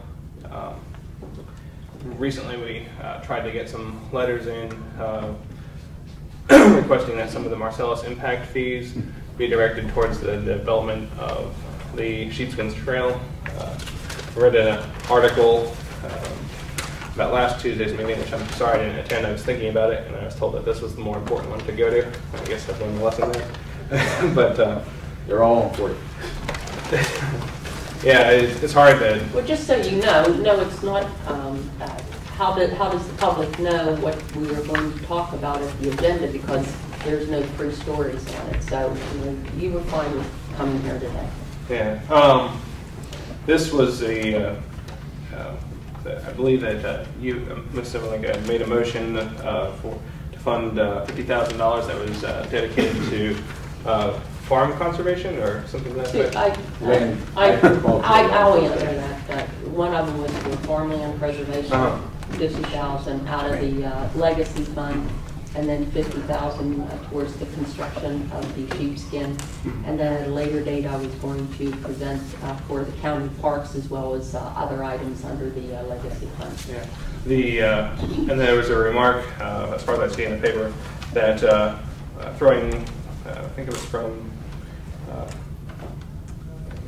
I'm sorry, I can't remember what it was from, but there's possibly that it was throwing $50,000 at the project that costs $5 million is not going to achieve any. What I meant by that was that in the grand scheme of the completion of the Sheepskin Trail, $50,000 is not going to erect the trail as we want. I mean, this trail actually began, my old boss had gotten funding for this trail back in the 90s, Congressman Mascara, for the trail program. So, I mean, this trail program has a history. What I said was $50,000 would not be able to satisfy the completion. I have not seen how this $50,000 would have been spent. I don't know what direction we were going to take the $50,000. Was it going to be the Point Marion direction, or we're going to continue progressing as it was completed, I think, in North Union or Dunbar? I mean, where are we going to use this money? Just throwing $50,000 at something, as is often discussed here, throwing money isn't always the way to go, right, Evelyn? No, I disagree with you entirely on this. I agree with you entirely on this. In this particular instance, I spoke with Ms. Haldor, and she said that $50,000 can be used to leverage a grant for $100,000. $100,000 builds 1 mile of trail. That's what happened. And I said that, and I said that this was not just a willy-nilly throwing out $50,000. Yeah. It was after discussion with Donna Ward. And the county has already has acted in writing a grant to DCNR.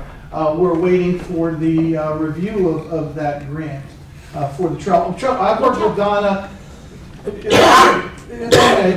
worked with Donna for the past on a number of projects, and we'll continue to work with Donna.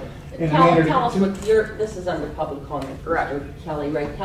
And you only have 5 minutes. And you so probably what did Donna lost tell that you? What did Donna tell you? Oh, I'm sorry, that $50,000, like I said, can be used to leverage a $100,000 grant for future writing. What's really important is some grants cannot be used to match other grants. Right. This funding could be used to match for other grants, whereas I believe the hotel tax is not eligible to be leveraged against other grants. So this money would have a specific purpose. Also, at this point in time, the community involvement, at least on our side, on the south side of the county, has never been higher. There have been huge fundraising attempts and lots of showing of public support from Monongalia County and from our local Point Marion community. I think that you're not going to see a better time to strike. The iron is extremely hot. We've met with other township leaders. I'm sorry, I can't remember all the townships that are along the trail, but and people are really ready to go like they haven't been before. Most of the trail has already been purchased, which it wasn't the case 25 years ago or whatever you were suggesting that it was.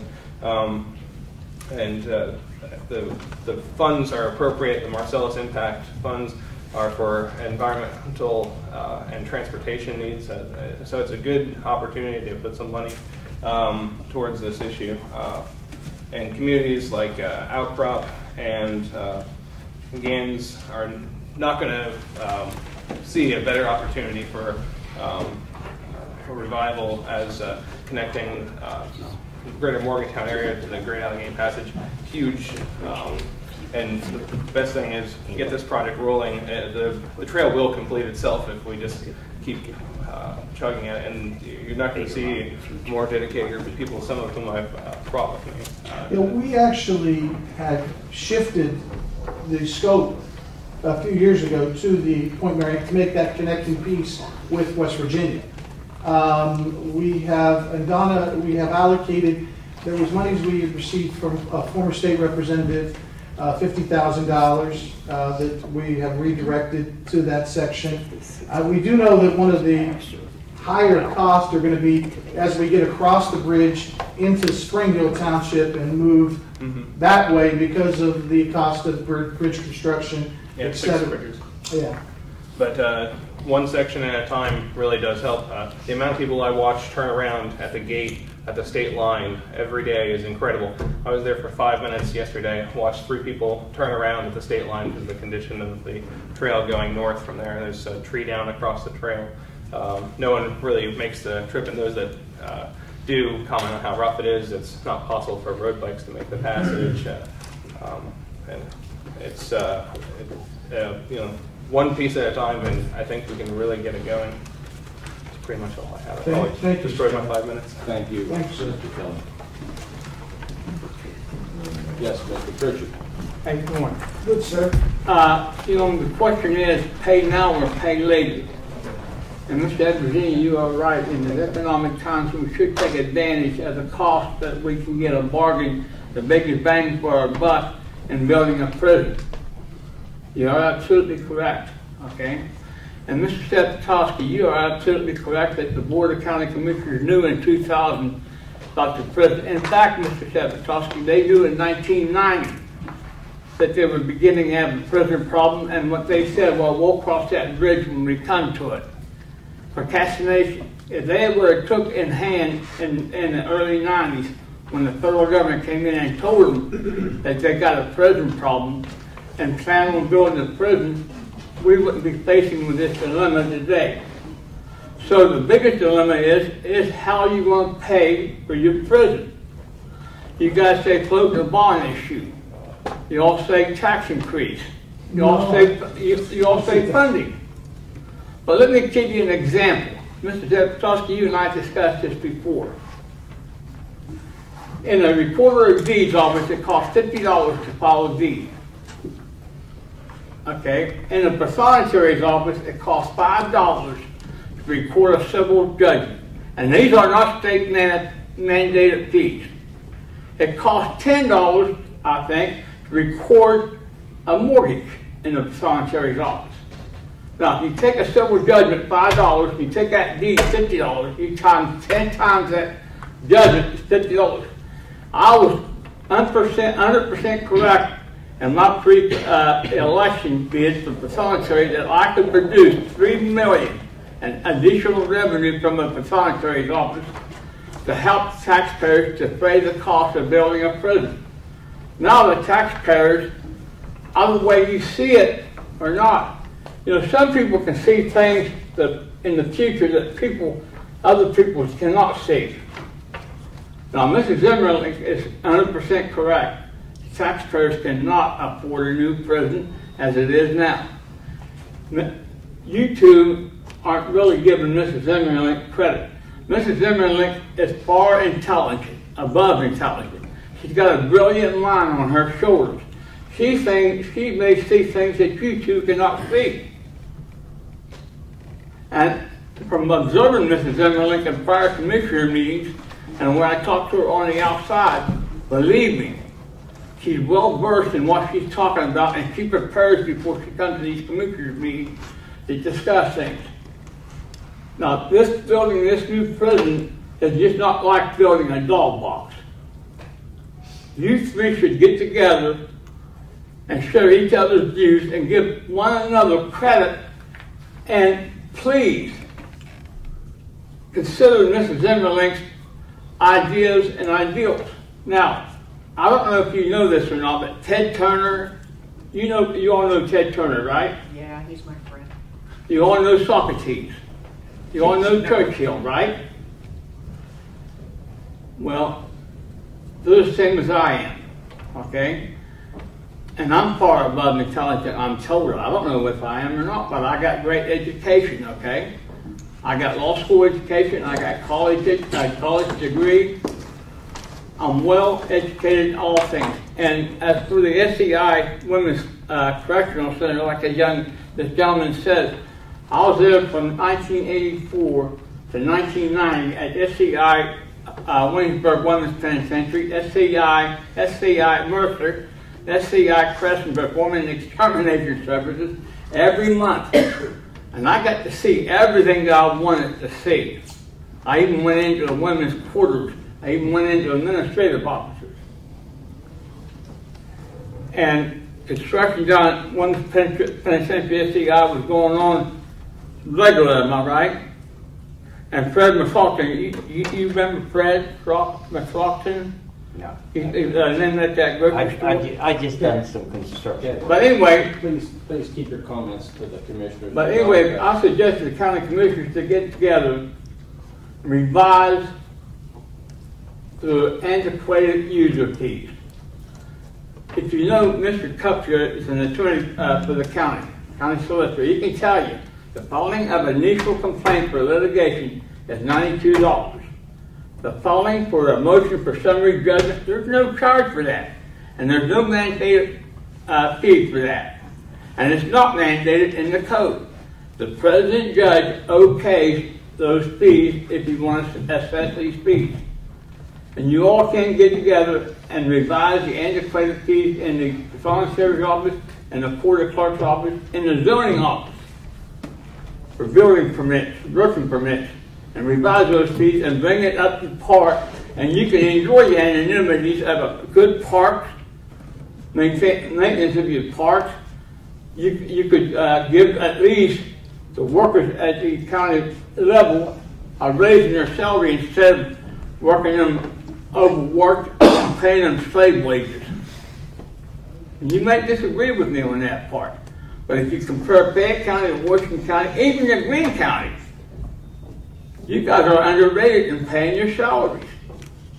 And Greene County, as small as it is, and as our time is doing, it's getting along better than Fayette County is. It's got 3 times the staff that the sheriff's department in Fayette County has. And that says something. So if you revise it, I'm a firm believer that user of county services should pay instead of the taxpayer. Why do you want to put your hands in the pockets of the taxpayers instead of putting your hands in the pockets of the user of the county services? If you all get together and revise those fees, I'm willing to get with you on the user fees of the Foreign Service office on the following to show you. I told Mr. Adversini at Mrs. Cordero's event that I'm willing to get with the county and suggest some revising of the fees, user fees. If you do that, there's no need to raise no taxes, and you can pay your payment on your loan every year that comes due from these user fees. And you can enjoy a new president. But one thing you're not counting on, there's a new expense coming forth to you guys that you're not even seeing. Okay? If you remember, right, that your insurance company says that they're not going to provide coverage when a public official sues another public official. Am I correct, Mr. Sapatowski? That was a P Corp ruling based on a civil case that was filed a couple of years ago. Yes, you are correct. Okay. If Mr. Lawley's suit names each of you 3 county commissioners, you're going to have to provide your own coverage. Your insurance company will deny coverage. He's a public official, so are you 3. So in his flip and fall case, if he names each of you 3 commissioners in his suit, you all going to have to pay your own attorney fees and provide your own coverage. Mr. Pritchard, I'm going to ask you to conclude your comments. I'll conclude, but you're going to have to plan on that. Thank you very much. Mr. Becker. You only get 5 minutes now. No, you can't. Good morning. My name is Terrell Becker. As you know, I'm the chairman of the Agricultural Land Preservation Board in Fayette County. I feel like I would be remiss if I didn't also comment on that article that young man mentioned before. And I want to let you know that as a board, we are extremely appreciative of the fact that the total thought of putting some county money into agricultural land preservation, we're very appreciative of that. And I don't need to remind you that that money comes from farms, and to have it go back to farms will be a good thing. I look forward to working with you in the future, and I just wanted to make that comment. Thank you. Thank you, Mr. Becker. Are there any other public comments? Hi, I'm Frances Cranick. positive comment. Thank you on behalf of the Fayette County Library Systems for the support of the County Commissioners. That's all. Thank you, ma'am. Thank you very much. You take your 2 minutes. No, not even 2. Additional public comments? Yes. I saved my 5 minutes for last. I wanted to talk about 2 items, both of which are related to what people have already said, I think. And don't be afraid to talk, even though you get sometimes put in your place. Okay. My comment is on the Shell Legacy Fund money, and it relates to what you said. To say that and I've been on the trail since the 1990s also. I can remember when they first started the Allegheny Passage Trail because I was the chair of the Tourism Committee, etc. in Fayette County at that time under the Southwestern Pennsylvania Heritage Commission. When they started, there was no money. And so it took 30 years to get the Allegheny Passage through. But it's through. And Connellsville is doing very well because of it. It has put Connellsville, West Newton, and other places on the map. I absolutely strongly agree with your concern. If we can't afford $50,000 if that's what we can afford, that's what we put into it, because they don't construct trails, boom. They construct them part here, then the next part, then the next part, until you finally have a trail. I'm serving currently on a committee that's trying to put some signs and things on the Great Allegheny Passage Trail that would commemorate the coke industry in this area. The problem is everybody tore down the coke ovens on their land. And so we're having problems. So we have begun to consider if there are any in your area on the Sheepskin Trail. And if there are, you need to let us know where they are, and you can call the Coal and Coke Heritage Center and tell them that. Because we're in that process right now. All right? That was for your information. My other complaint here is that we have no support for farmland preservation, which makes no sense to me. When all of these industries are gone, you have only several things left. You have the land, if you take care of it and preserve it. You have the water, if you take care of it and preserve it. You have the air, if you take care of it and preserve it. And the general environment, plus the people who will be left when we're finished destroying whatever we're going to destroy here. I cannot see how anyone cannot say $50,000 should be allotted to the trail out of the legacy fund, which is what this is about. It's about the legacy that's going to be left whenever Marcellus Shell leaves us. And I cannot see how you can say that we shouldn't do the farmland preservation or the sheepskin trail. They both fit under that perfectly. The legacy is the money that's to be used for this. And so I strongly support what everybody else has said. It needs to happen, and it's silly to even argue about it. And if it's being done because of personal vendettas or whatever, I'm tired of that too. Okay, next thing. Tourism is a laugh in Fayette County. Not that it isn't a good industry. It's probably the second or third on the list. The problem is that the Fayette County government does not really support tourism. Not really. Every time something comes up like trails, preservation, or whatever, we quibble about it. But for some things we can find $24,000. Okay. We need to build an economy here based upon what we have that cannot be exported from here. Because that's what keeps happening. We export everything. Gas, oil, coal, limestone, whatever, timber, it all leaves. It's time to leave it here and to set up industrial or processing plants and things to handle these things so that when we export it from Fayette County, we've already gotten 2 or 3 jobs out of it. But we don't do that. And what we do is we build prisons. Okay. Next thing. DEP Marcellus Shell permits. I'm going to talk about this because this is an old problem. I was on a planning commission for 4 years from 2008 to 2012. I decided not to continue membership there. Some for personal reasons, but some because out of sheer frustration. Citizens who are requesting, came in a few weeks ago, starting in June 13, requesting that certain concerns be addressed.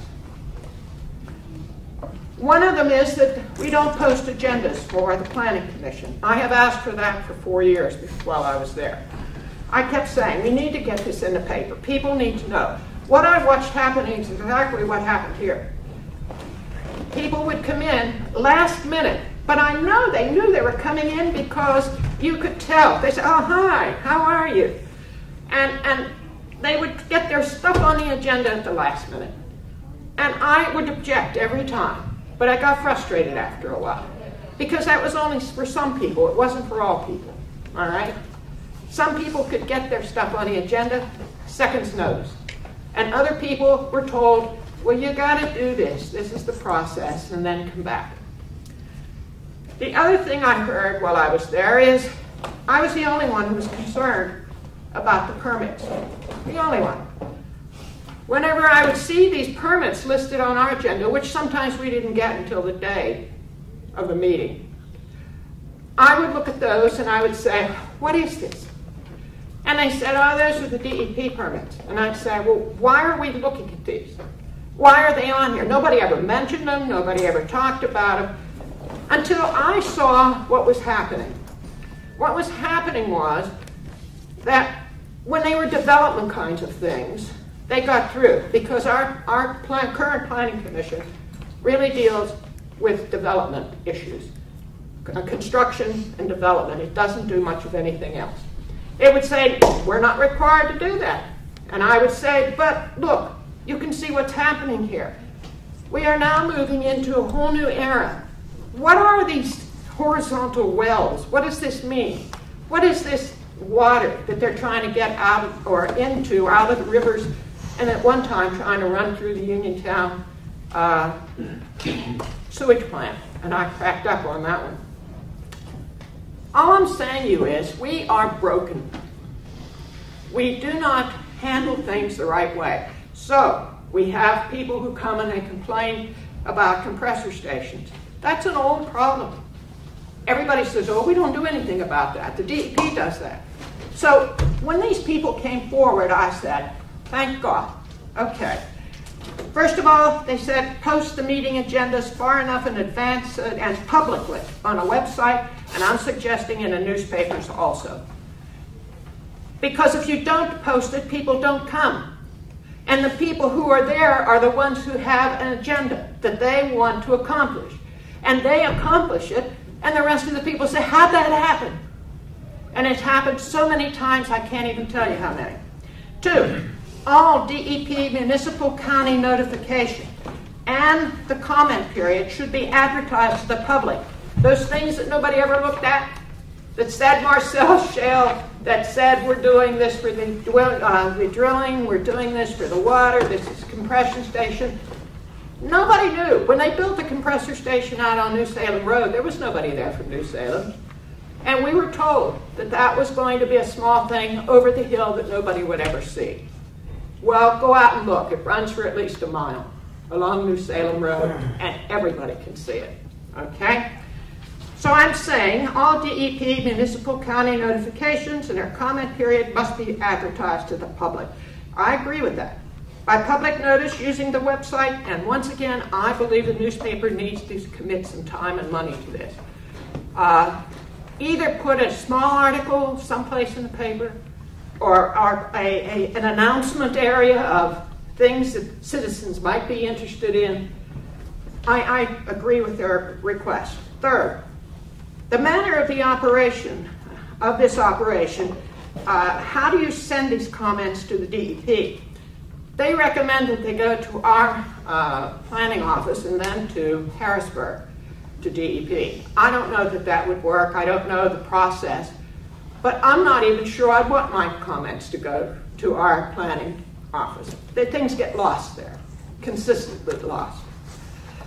4, these notices sent by the DEP could and probably should indicate to the commissioners who sit there and give away the money from the impact and the legacy fund, who are responsible for distribution of these funds, where the county environment and infrastructure are being impacted, disrupted, and the funds should be distributed to those areas.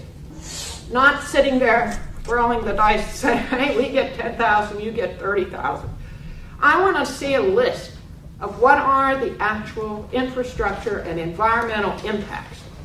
And then I want to know what it's going to cost to do that. And I want to see that list. The way we're doing it now is not the way to do it. These funds that we have, that we're getting from Marcellus Shale, will not last long. It is a receding thing. And when they talk about the bond issue, if you take out a $30 million bond today, it's about, and this is what Mr. Lally told me, told all of us, around $50 million is what you're going to pay. That's at the 3 point whatever interest rate, which now has gone up to 4 point something. So now for $30 million, you're probably going to be someplace in $60 million. For 30 years, where in 30 years are we going to be? Because the oil, or not the oil, the natural gas, the price fluctuates, goes up and down. And the more you produce, the less you have. And it won't last 30 years. Enough money will not be generated for 30 years to cover that. Therefore, in my opinion, this is a very risky thing we're doing. The other thing is, I checked Franklin County just for the fun of it, but I don't know exactly how much, I don't understand their taxes, but I can tell you that the county millage is 25.5. Do you know what? And they built this brand new, great state-of-the-art prison about 2 or 3 years ago, I guess. Our millage is 4.5. I'm thinking, what the heck? There's like 20. I mean, that would be almost 4 or 5 times what we pay now, if we have to resort to taxes to pay this. Common sense tells you we don't have the money and we're not going to have it. I would prefer if we would start a fund to develop the money so that whenever we do take out a bond for this, you could perhaps have 50% of the money there, right up front. When you bought your house, you didn't go in there and say, I want to buy a house. They asked me, do you have 20% to put down? Today, maybe you can get it for nothing, but in the good old days when we paid attention to money. And I'm sorry, I'm talking to you and I should be talking to my friend up there. Okay. Ms. O'Bannon, could I I know, it's 5 minutes, and I told you I might take 6 or 7. You've taken about 15, so good. Let's wrap it up. It's wrapped up. I am saying to you that I think you've made poor decisions here, and I think you need to address the problem with the Planning Commission, because it's not helping you, and it's not helping anyone else. In case you're interested, and you can check this, if you go to the zoning ordinance and look at item 1000-1002, it talks about what a planning commission should do, could do. They will not do anything unless you direct them to do it. There are only 2 or 3 things that they have to do. Everything else is at the discretion of the commissioners, and apparently our commissioners, their discretion is they don't have to do anything. Just those 2 things. And they hold to it. They will not move. They don't want, that's not our business. The DEP does that. So basically, I'm saying to you, you need to talk with your planning commission and figure out what it is you really want your planning commission to do. I think, if I'm not mistaken, Commissioner Simmerlink, you did try that one time and got nowhere because it was 1 commissioner. So they don't respond to 1 commissioner. You need at least 2 or 3. Thank you. Thank you for your opinion. This is Fayette County. It's any other comments, general comments? Seeing none, do I have a motion to adjourn? You do. Thank you. All those in favor? Thank you all. Aye. Thank you all for coming today.